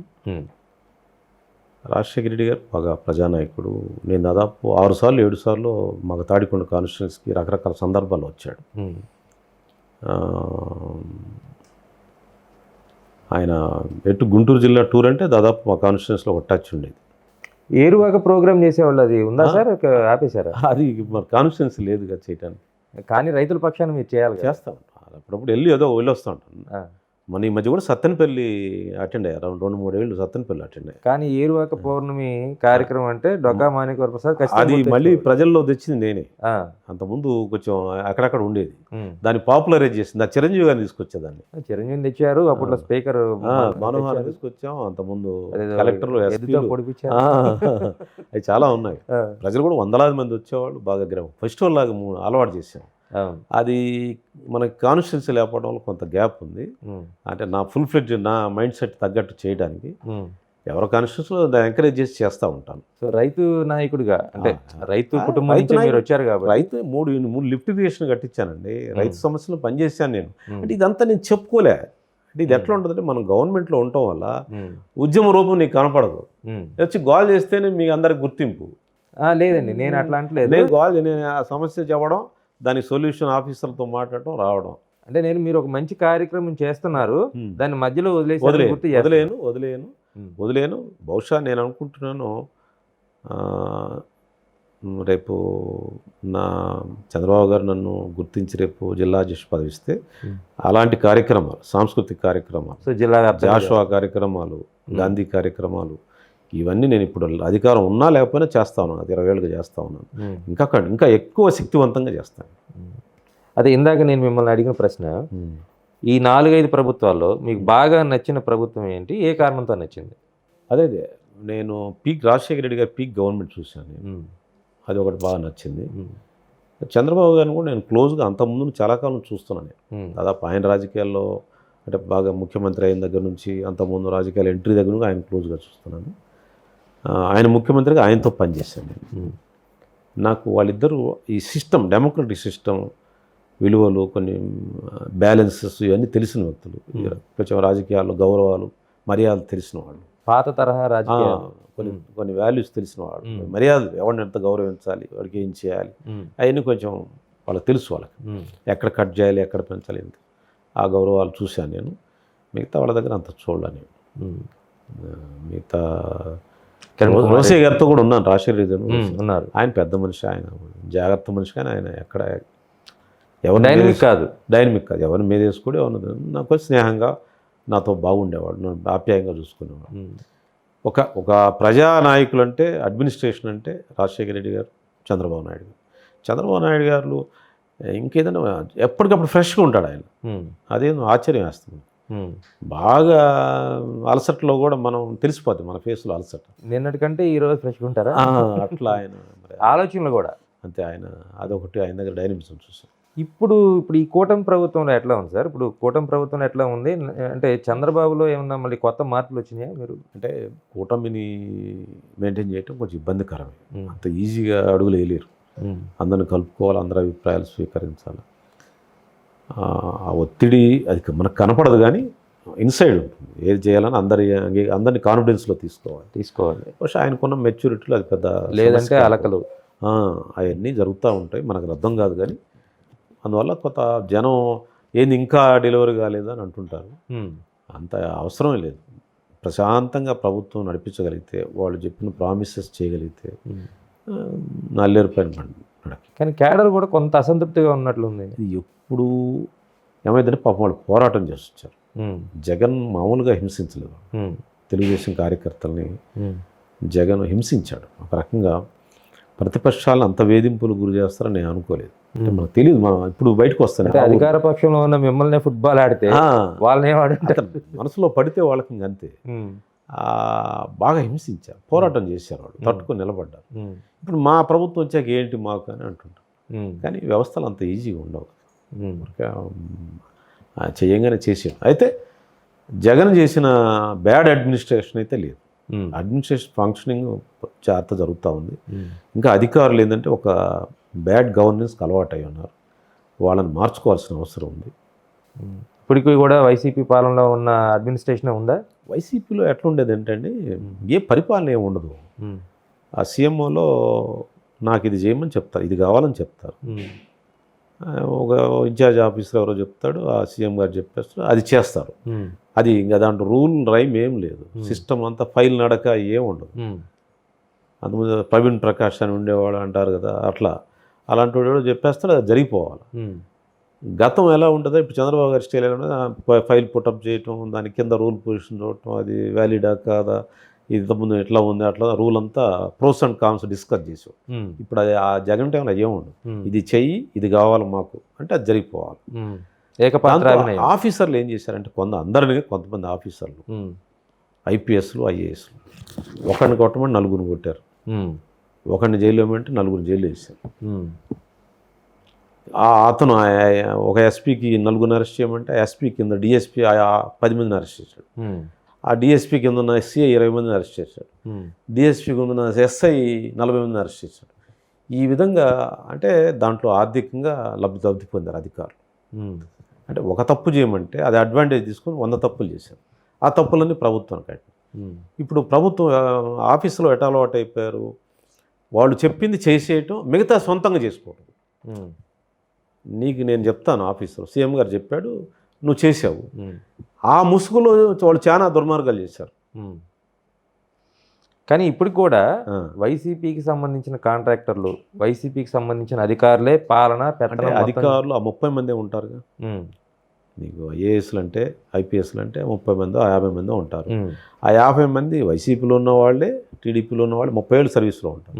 వాళ్ళని అటు ఇటు మార్చి ట్యూన్ చేసుకోవాల్సింది తప్పితే నీకు మళ్ళీ ఇదంతా పోండి కొత్తగా రాండి అంటే ఎవరు రారు. నేను కొత్తగా రమ్మనట్లేదు, కానీ అంటే ఇప్పుడు మీరు ఇందాక చెప్పారు నేను వైసీపీలో ఉన్నప్పుడు వైసీపీని విమర్శించలేను కదా అవును అంతే అని. అవును సో అధికారులకైనా ప్రజలకైనా లేకపోతే మీకైనా ఎవరికైనా వర్తిస్తుంది. అంతే ఇప్పుడు ఒక ప్రభుత్వం ఒక పాలసీ ఒక విధాన నిర్ణయం తీసుకున్నప్పుడు దాన్ని అమలుపరచడం అధికారుల లక్ష్యం, ప్రధాన లక్ష్యం. అది కాదని పాత తరహా పద్ధతులే పాటించటం, పాత తరహా వ్యవహారాలు నడిపించటం, అది మీ ప్రభుత్వానికి కొంత ఇబ్బందికరంగా మారుద్ది కదా. అందరూ తెలుస్తున్న బయటకు వచ్చిన నిమిషాలని కంట్రోల్ చేస్తున్నాడు బాబు గారు. చాలామందిని ట్రాన్స్ఫర్ చేశాడు, చాలామంది రీప్లేస్ చేస్తాను, పిలిచి ట్రైనింగ్ ఇస్తాను. అంత తేలిక మాటిన అధికారులు బ్యూరోక్రసీ చాలా వెరీ స్ట్రాంగ్ అండి, ఐరన్ ఫ్రేమ్. ఐఏఎస్ ఐపీఎస్ చాలామంది మనం కనపడినంత ఈజీగా ఉండరు, సాఫ్ట్గా ఉండరు. వాళ్ళు ఏం చేయాలి అది చేస్తారు, మైండ్లో ఏముంటే అది చేస్తారు. జగన్ అంటే భయపెట్టి చేపిస్తాడు అధికారులను, ఐపీఎస్లను కూడా భయపెట్టాడు. మరి సుబ్రహ్మణ్యం గారు భయపెట్టాడు కదా, వెళ్ళిపోవాల్సి వస్తే చీఫ్ సెక్రటరీ ఆయన ఎలాంటి ఆఫీసర్, ఎంత మంచి ఆఫీసర్. ఎల్వి సుబ్రహ్మణ్యం అంటే మా తరం మనిషి ఆయన. ఏడీవి ఎల్వి సుబ్రహ్మణ్యం, మన ఏబి వెంకటేశ్వరరావు, ఇలాంటి ఏబి వెంకటేశ్వర ఎంత మంచి ఆఫీసర్. విజయవాడ పోలీస్ కమిషనర్ ఎంత బాగా చేశాడు ఆయన, మంచి మంచి పోస్టింగ్ చేశాడు. రాజశేఖర రెడ్డి టైంలో కూడా మంచి పోస్టింగ్ చేశాడు. అవును, అలాంటి వాళ్ళు ఫుట్బాల్ ఆడుకున్నాడు కదా వాళ్ళు. ఎల్వి సుబ్రహ్మణ్యం గారు కలెక్టర్గా చాలా మంచి పేరు ఉందండి ఆయనకి. అవును, ఎల్వి సుబ్రహ్మణ్యం నాకు చిత్తూరు ఎక్కడో చేశాడండి, నేను రాజకీయాలు వచ్చిన కొత్త. ఎంత బాగా మంచి పేరు ఉండేది ఆయనకి. ఆయన్ని నువ్వు ఇష్టం వచ్చిన చేయమని చేయలేదు. స్టేషనరీకి అసలు బాపట్ల వేసాడు. అట్లా భయపెట్టేటోడు. అంటే కొడతా అన్నట్టుగా కొంతమంది కొట్టారో లేకపోతే తిట్టారో అంటారు, తిట్టుంటాడు డెఫినెట్గా. అతను నోరు కొంచెం చాలా అతను వచ్చినప్పుడు అది వస్తుంది, ఒకటి వస్తుంది ఎమోషన్, ఒక దెయ్యం వచ్చేస్తుంది. ఆ దెయ్యం వచ్చినప్పుడు అతను ఇష్టం వచ్చినట్టు మాట్లాడతాడు. మిమ్మల్ని మాట్లాడారు సార్ ఎప్పుడన్నా? నేను వచ్చినప్పుడు ఆ దెయ్యం శాంతియుతంగా ఉంది. అందుకని అన్న నీకోసం నేను నా గుండెల్లో ఉన్నాను, నువ్వు అది అసలు మనల్ని మాట్లాడాడు అంతా ఆయన మాట్లాడతాడు. ఓహో ఇది పాజిటివ్ దెయ్యం అనుకున్నా, వాళ్ళకి నెగిటివ్ దెయ్యం. చాలామందిని దుర్భాషలాడారని కూడా విన్నాను. వాళ్ళు చెప్పుకోలేరు, మనకి వింటమే, నేనేం ప్రూఫే నాకేం, జస్ట్ అది రూమర్. అది నిజమా కాదో నేను చెప్పలేను. బయటకైతే ఆ రూమర్ వచ్చింది. ఎల్వి సుబ్రహ్మణ్యం గారు చాలా అవమానించాడు కదా, మా అందరూ తెలిసిన విషయమే. అట్లా ఈ ఆఫీసులు ఎట్లా తయారయ్యారంటే వాళ్ళకి ఒకటి చెప్తే అది ఒకటి చేసి ఆ పేరుతో పది చేస్తారు. దాన్ని చక్క పెట్టుకోవాలి. చూసి రమ్మంటే కాల్చి వస్తారు. దాన్ని చక్క పెట్టుకోవాలి, వాచ్ చేయాలి. ఇప్పుడు నిన్న జడ్జి ఉన్నాడు, నిన్న జడ్జి ఇంట్లో నోట్లు దొరికాయి ఢిల్లీలో. అదే ఒక రాజకీయ నాయకుడు ఇంట్లోనో ఒక అధికారి ఇంట్లో దొరికితే ఎంత గందరగోళం అవుతుంది. జడ్జిని వెంటనే విచారణ చేయొద్దు. అట్లనే ఐఏఎస్ ఐపీఎస్లు లేకపోతే రాజకీయ నాయకులు ఎప్పుడు జనంలో విమర్శ ఉంటుంది. వాళ్ళు ఎప్పుడు తిట్టేవాళ్ళు, విమర్శించేవాళ్ళు ఉంటారు, పొగిడేవాళ్ళు ఉంటారు. చాలామంది అనుకునే చూసేది ఒక సైడ్ ఆఫ్ ది కాయినే చూస్తున్నారు. రెండో సైడ్ చాలా అవస్థలు చాలా ఉంటాయి. ఆఫీసర్లు మోస్ట్ ప్రివిలేజ్డ్ పర్సన్స్. వాళ్ళు ఏ గవర్నమెంట్ను వాళ్ళతోనే చేయించుకోవాలి. వాళ్ళు దే ఎంజాయ్ లాట్. సార్ మీరు చాలా వరకు ఒక గాంధీవాదం తర్వాత ఎన్టీ రామారావు అభిమానిగా ఇట్లా కొంచెం సాఫ్ట్ రాజకీయాలు చూశారు. కానీ 2019 తర్వాత లేదా గడిచిన 10 సంవత్సరాల్లోనో 15 సంవత్సరాల్లోనో రాజకీయం అనేది ఒక దౌర్జన్యకాండగా మారిపోయింది అని బయట వాదన ఉంది. అంటే ఎగ్జాంపుల్ చెప్పాలంటే మీకు ప్రజావేదిక కావచ్చు, టీడీపీ కార్యాలయం మీద దాడి కావచ్చు. అసలు ఇలాంటి వాటిని చూసినప్పుడు మీకు ఒక రాజకీయవేత్తగా ఎలా అనిపిస్తుంది? అసలు చాలా బాధాకరం. మేము రాజకీయాలకు వచ్చినాం, మేము ఎట్లా వచ్చామంటే పెద్ద డ్రీమ్, పుస్తకాలు చదివి విద్యార్థి స్టైల్లో స్టూడెంట్ పాలిటిక్స్లో ఉండి లీడర్గా ఎదగాలి, ఒక మంచి పేరు తెచ్చుకోవాలి, రాజ్యాంగం చదువుకొని లా స్టూడెంట్గా, అదొక స్టైల్, మాదొక డ్రీమ్. ఆ డ్రీమ్లో వచ్చాక అప్పటికే కొంత మా కంబైన్డ్ స్టేట్లో కొంత డిబేట్ ఉండేది. అసెంబ్లీలో మాట్లాడటం, మేము మాట్లాడుతుంటే చప్పట్లు కొట్టడం, పత్రికలు రాయటం, మీలాంటి వాళ్ళు అంత బాగా మాట్లాడారంటే ఇది ఒక పెద్ద స్వర్గం. మాకు డబ్బుల గురించి ఆలోచించేవాళ్ళం కాదు. ఇంక ఆ స్వర్గంతో నిద్రపోయేవాళ్ళం. ఆ పనులు చేస్తుంటే సెక్రటరీకి తీసుకెళ్ళి పనులు చేయించడం, ఆ ఊరు చేయటం, ఆ రోడ్డు వేయించడం, ఇది పెద్ద అదొక ఎంజాయ్మెంట్. ఇప్పుడు అసలు అది ఏం లేదు. ఇప్పుడు నో డిబేట్. ఒకళ్ళు తిట్టటమే డిబేట్, అంటే తిట్టడం, అవతల వాళ్ళని తిట్టడం. ఒకళ్ళు ఒక స్థాయిలో తిరిగితే ఇంకొక స్థాయిలో తిరుగుతుంది. జగన్ దాన్ని ఇంకా పీక్ 7-8 రాగానే తీసుకెళ్ళాడు. 10 శృతి 9-10 కూడా తీసుకెళ్ళారు. మామూలుగా 5-6 దాటితే ఉండదు. ఇక అతను 10దా తీసుకెళ్ళి పెట్టి హార్మోన్ పెట్టి పగిలిపోయింది. వ్యవస్థల మీద నమ్మకం పోయింది. అంత గందరగోళం. దాన్ని ఇప్పుడు చంద్రబాబు గారు నాన్న అవతన పడుతున్నాడు దాన్ని కంట్రోల్ చేసుకోవటం, దాని బ్యాలెన్స్. గౌరవం పెంచాలి కదా, వ్యవస్థల మీద గౌరవం, మీద గవర్నమెంట్ మీద గౌరవం పెంచకపోతే భయం మీద ఎంతవరకు నడిపిస్తాను. జగన్ 5 ఏళ్ళు భయం మీద, అందుకే అతనికి 11 సీట్లు రావడానికి కారణం ఏంటంటే భయం మీద జనం వచ్చారు, బటన్ మీద జనం వచ్చారు. ఇదంతా నిజం అనుకున్నాడు అతను.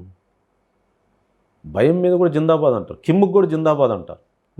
ఇప్పుడు సౌత్ కొరియా కిమ్కి జనం నిరాజాలు పడతారు, ఎందుకంటే భయం చొప్పున. నార్త్ కొరియా కిమ్కి జనం బాగా వస్తారు. ఎందుకు వస్తారంటే రాకపోతే వాడు ఏం చేస్తాడని భయం. అంటే ఎలక్షన్ పెట్టమనండి వాడిని, లేకపోతే ఇప్పుడు అర్ధరాత్రి ఏం జరుగుతుందో తెలియదు ఇప్పుడు నార్త్ కొరియాలో. అందువల్ల జగన్ భయం మీద ఒక సంతోషాన్ని అనుభవించాడు, ప్రజల భయం మీద. నార్త్ కొరియా సిచ్యువేషన్స్ ఉన్నాయి సార్ ఇక్కడ అసలు అంతకుముందు వైసీపీ గవర్నమెంట్లో? అసలు అతను తక్కువ అండి నా దృష్టిలో. అతను మంచోడు, ఎవరు కిమ్ మంచోడు. Compare to Jagan, Kim is far better.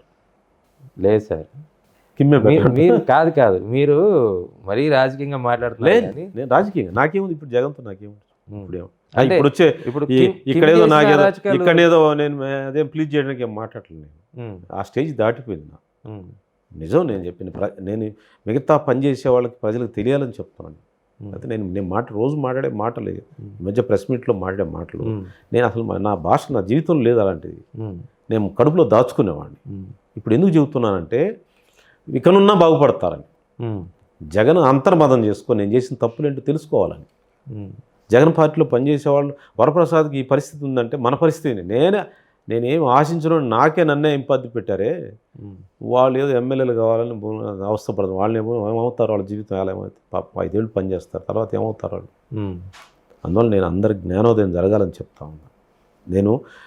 నాకు తెలిసిన సత్యాన్ని చెప్పపోతే ఎవరికి తెలుసు, నాకు తెలిస్తే లోపల ఉంటే ఏమవుతుంది.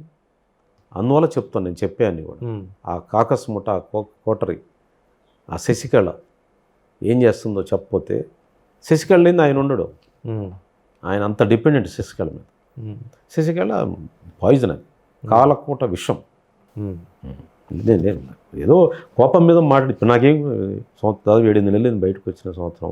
అంటే మీరు చాలా అది వివాదాస్పద వ్యాఖ్య తెలియదు, కీలకమైన వ్యాఖ్య తెలియదు. కీలకమైన డేంజర్ అన్నారు. కీలకమైన వ్యాఖ్య అంటే ఏ అంశాన్ని ముడిపెట్టి అంటారు కిమ్ కన్నా డేంజర్ అని? తనకి నచ్చింది చేసేస్తాడంతే. అది ఎంత అది హింసన జరగని, ఎంత నష్టమన జరగని. అంటే రూలు రైమే ఉండదా, ప్రజాస్వామ్యం ఉండదా, తనకి ఏది నచ్చేది అది చేస్తాడు. ఒక సిస్టమ్, ఒక రాజ్యాంగం, ఒక వ్యవస్థలు ఏమున్నాయని లేదు. గౌరవం లేదు, చాటి మనిషి మీద గౌరవం లేదు. మాస్ మీద ప్రేమ వాళ్ళకు పోస్తారు, ఎందుకంటే ఓటర్ కాబట్టి. చాటి నాయకుల్ని చాలా అవమానిస్తారు. ఏంటండి ఇంటర్వ్యూ ఇవ్వకపోవటం ఏంటండి, నాలంటాడికి ఏమైందండి, పదవి అడిగామా, నువ్వేం చేస్తావు నాకు అర్థం కాదు. మ్యాక్సిమం ఎమ్మెల్యే సీట్ ఇచ్చేవాడు అంతేనా? ఎమ్మెల్యేస్ అంతా ఏమయ్యారు ఇప్పుడు? ఎమ్మెల్సీ ఇస్తావు ఏం చేస్తే అందరూ ఎమ్మెల్సీలు అంతా నేను ఫుట్బాల్ ఆడుకుని పోతున్నారు, నేను తన్ని పోతున్నారు కదా. నాకు ఇవ్వలేకపోయావే, నేను అంత పాపం చేశానా? ఇది జరిగింది. అతని మనస్తత్వాన్ని చెప్తాను. నేనేంటో, నా రాజకీయ క్వాలిఫికేషన్ ఏంటో, ఏ పరిస్థితులు నువ్వు పిలిస్తే నేను వచ్చాను. నన్ను నువ్వు పిలిపించావు, నేనేం పోలేదు. నేను పోయి వెంటపడలేదు. ఆ సిచ్యువేషన్లో అక్కడ నన్ను రమ్మని ఆహ్వానం వచ్చింది. ఒక ఎంపీ, 2 మంత్రులు, ఇంకా తెలిసిన వాళ్ళు మాట్లాడి బాగుంటుంది అని చెప్తే నన్ను గౌరవిస్తాడని వెళ్ళాను. నేను వెళ్తే అంత అవమానించాలనా? ఏం తప్పు చేశానని, ఏమన్నా అవినీతిలో చేశానా? ఏదైనా సబ్జెక్ట్ రాదా నాకు, లేదా నా అసెంబ్లీ ప్రొసీడింగ్స్ తెలియదా, రాజకీయ ప్రొసీడింగ్స్ తెలియవా, మర్యాదలు తెలియదా? ఎందుకు అవమానించాను అంటే, మీరు తిట్టమని తిట్టలేదు, మిమ్మల్ని కొట్టమని కొట్టలేదని నన్ను అంత అవమానిస్తారా? మీరు మొన్న ఈ మధ్య ఒక సందర్భం కూడా చెప్పారు, చంద్రబాబుని మీద దాడి చేయమన్నారని. తిట్టు, కొట్టు, నీకు పదవులు, అది ఆఫర్. అది మరి తీసుకోలేదే. నా చేత కాదని చెప్పాను నేను. చేతగా అందరికి తెలుసు వాళ్ళకు. అంటే మనం టెస్ట్ చేయటం ఏంటంటే, నువ్వు మా కోసం ఏమైనా చేస్తావా లేదా అనేది టెస్ట్. అక్కడ మనకేయో మర్యాదలు, పెద్దవాడిని అయిపోయాం, 60 ఏళ్ళు వచ్చినాయి, ఇంక ఏం చేయాలి, ఎవరిని కొట్టాలా, ఎవరిని కొట్టినోళ్ళు కాదు, గతంలో ఆ అలవాటు కూడా లేదు మనకి. ఇదేంద్రా బాబు అని అంటే వాళ్ళకేందంటే టెస్ట్ అది. మీకోసం నేను దూకుతా అని అనలేకపోయాని అంటే ఎమ్మెల్సీ వచ్చేది అది కుదరదులేండి అని మేమే అన్నా. అది దాంతో కొట్టి పారేస్తాను. సరే, సజ్జలకు అది ఆ టెక్నిక్ సజ్జలకు తెలుసు. ఆ టెస్ట్ పెడతాడు ఆయన ముందు, నీకోసం అతను ఆ పని చేయలేదు, చేస్తానని చూడు, నువ్వు నిప్పుల్లో దూకమంటే దూకలేదు, నువ్వు కొట్టమంటే కొట్టలేదు, తిట్టమంటే తిట్టలేదు, అతనికి ఇవ్వాలి, అదేది అతను ఎక్కిస్తాడు నెక్స్ట్ రౌండ్. అదే జరిగింది నా విషయం. అతను నిజమే కదా, నేను కొడతానని అనొచ్చు కదా, నేను తిడతానని అనొచ్చు కదా, అంటే నా కోసం అతను మనిషిలో నా కోసం నిలబడ్డా అతను, అంటే నా కోసం ఏమైనా చేస్తాడనే ఒక సంకేతాన్ని ఇవ్వాలి. అలా ఇస్తే కదా చాలా మందికి ఎమ్మెల్యేలు ఎంపీలు ఇచ్చారు కదా. పదవి అట్లా చేసిన వాళ్ళకి ఇచ్చాడు, చాలా మందికి అలా చేసిన వాళ్ళకి ఇచ్చాడు. నేను ఆ టెస్ట్ నేను మర్యాదగా తృణీకరించాను. నిజంగా చేస్తాను అనుకోండి, నా మనసు ఎంత బాధపోయా, కాన్షియస్ ఉంటుంది మనకు కూడా. తిట్టమని ఓకే నేను తిట్టాను, ఏం తిట్టమంటారని నేను అనలేకపోయాను, కొట్టమని ఏమని కొట్టమని చెప్పండి అనలేకపోయాను. ఆ టెస్ట్ నేను వాళ్ళు టెస్ట్ చేస్తానని నాకు తెలియదు. సార్ ఫైనల్గా ఇప్పుడు 151 సీట్లు ఉన్న వైసీపీ 2019లో 2024 వచ్చేసరికి 11 సీట్లకు పరిమితం అయిపోయింది. అంటే ప్రధానంగా పాలనలో లోపమా, వ్యక్తుల్లో లోపమా, నాయకుల్లో లోపమా, ఏ కారణంతో వైసీపీ అధపాతాళాన్ని పడిపోయిందంటారు? పరిపాలనలో ఎక్కడ లోపాలు జరిగాయి? ఫస్ట్ జగన్ పర్సనాలిటీలోనే డిఫార్మిటీ ఉందండి. అతను డెమోక్రటిక్ పాలిటిక్స్కి సూట్ కాడు, మన రాజ్యాంగ రాజకీయాలకు సూట్ కాడు. మాస్, అదొక మాస్, అతనికి ఒక మాస్ ఉంది, ఒక పిచ్చి బ్యాచ్ ఉంది. ఆ బ్యాచ్తో అతను రాజకీయం చేస్తూ ఉన్నాడు. అప్పుడు ఏంటంటే అతను చూడాలనుకున్నారు, 19లో చూశారు. పరిపాలనలోకి వచ్చాక అదంతా బయటకు వచ్చింది, ఆ డెలివరీ చేశాడు. అదంతా ఎంత రప్చర్ అయిందో, పరిపాలన మొత్తం అస్తవ్యస్తం అయిపోయింది. అందువల్ల first personality problem, psychological problem, మూడోది పరిపాలన అడ్మినిస్ట్రేషన్ కొలాప్స్ అనమాట. నాలుగోది ఇది పెత్తందారులు పేదలు అనే ఒక సమస్య ఉంది సార్. అది అన్ని వ్యవస్థలు పెట్టాడు. కొంతమంది ఐఏఎస్ ఐపీఎస్లు పెద్ద రాజకీయ నాయకులు చాలా దూకారు పైవాళ్ళు అగ్రవర్ణాల మీద. వాళ్ళు చేసిన పాపం ఇప్పుడు మా వాళ్ళకి అందరికి జన సమాజం లాంటి దాన్ని రెక్టిఫై చేసుకోవాలి. Jagan is not suit. అతను మార్చుకొని, ఇప్పుడు నేను ఎందుకు చెప్తున్నానంటే ఈ లోపాలు ఉన్నాయి కదా అని సవరించుకోవాలని నేను చెప్తున్నాను. నాకేం వస్తున్నది, సవరించుకొని మళ్ళీ రాజకీయాలు ఉన్నాడు కదా, ప్రజా జీవితం ఉన్నాడు కదా, నాకేం రమ్మని కాదు, ప్రజలు ఏరు, ప్రజలు ఏమో, కానీ రాజకీయాలు ఉన్నప్పుడు కొన్ని మర్యాదలు పాటించాలి కదా. నేను ఇంత నేను చేసినంత కరెక్ట్ అనుకుంటున్నాడేమో, కాదా ఇవి ఉన్నాయని చెప్తున్నాను. మీ ద్వారా మీడియా ద్వారా వెళ్తే నిజంగా ఉన్నాయా, ఉంటే రెక్టిఫై చేసుకుంటే బాగుంటుంది కదా అనే ఒక్క ఆలోచన వస్తుందేమో అనే ఆశ. రాజకీయాలు ఉన్నాడు కాబట్టి, రాజకీయాలు లేడు మనం పట్టించుకుంటాం. చాలామంది రాజకీయాలు మానేసిన ఉంటారు, వాళ్ళకి ఎందుకు అడ్వైజ్ చేస్తాం మనం? స్టిల్ అతను పార్టీ నడుపుతున్నాడు కదా. అదే సార్ నేను అంటుంది. ఇప్పుడు ప్రాంతీయ పార్టీలన్నీ కూడా ఒక రకంగా చెప్పాలంటే వాళ్ళ సొంత ఇమేజ్ మీద, సొంత వ్యవహారాల మీద నడుస్తుంటాయి. మీరు చెప్పిన మాట, నేను చెప్పిన మాట విని వాళ్ళు పార్టీ నడుపుతారంటారా? అంటే అంత మనం అంత తీసేయాల్సిన పని లేదు. తమిళనాడు డిఎంకే ఉంది, దాదాపు 50-60 ఏళ్ళ నుంచి ఉంది కదా పార్టీ. వాళ్ళేమో ఎట్టేం చేయరే వాళ్ళు. మన తెలుగుదేశం ఉంది, ఎన్టీ రామారావు గారు, ఇప్పుడు చంద్రబాబు 40 ఏళ్ళు వచ్చింది కదా పార్టీకి, బాగానే చేసుకుంటున్నారు కదా. అందువల్ల అందరినీ అదే కేటగిరీలో కట్టలేము. జగన్లాగానే ఉన్నారని చెప్పి, బట్ ప్రాంతీయ పార్టీలో లిమిటేషన్స్ ఉంటాయి. నేను కాంగ్రెస్లో ఉన్నట్టుగా తెలుగుదేశం ఉందామంటే భావ ప్రకటన స్వేచ్ఛ కుదరదు, ఇక్కడ లిమిటేషన్స్ ఉంటాయి. బట్ జగన్ దగ్గర ఏ లిమిటేషన్స్ లేవు కదా. అది నేను నచ్చితే, నా అభిప్రాయాలు నచ్చితేనే రండి మీరు. అదే అతను అంటున్నాడు. అల్టిమేట్గా ఏమున్నారైనా అంతే అంటారు కదా. అదే ప్రజాస్వామ్యం, ప్రజలు అల్టిమేట్గా చూశారు. నువ్వు ఇంత ముందు నిన్ను చూడనప్పుడు నిన్ను కోరుకున్నారు, ఇప్పుడు నువ్వేంటో ప్రతిపక్షం ఏంటో నీ అపోజిషన్ ఏంటో చూస్తారు. ఇద్దరి మధ్య వే చేసుకుంటారు. కృష్ణ ఏంటో వరప్రసాద్ ఏంటో తెలిసిపోయింది. కృష్ణ తెలియనప్పుడు వేరే. తెలిసిపోయిన తర్వాత ఇప్పుడు ప్రజలు చేస్తారు.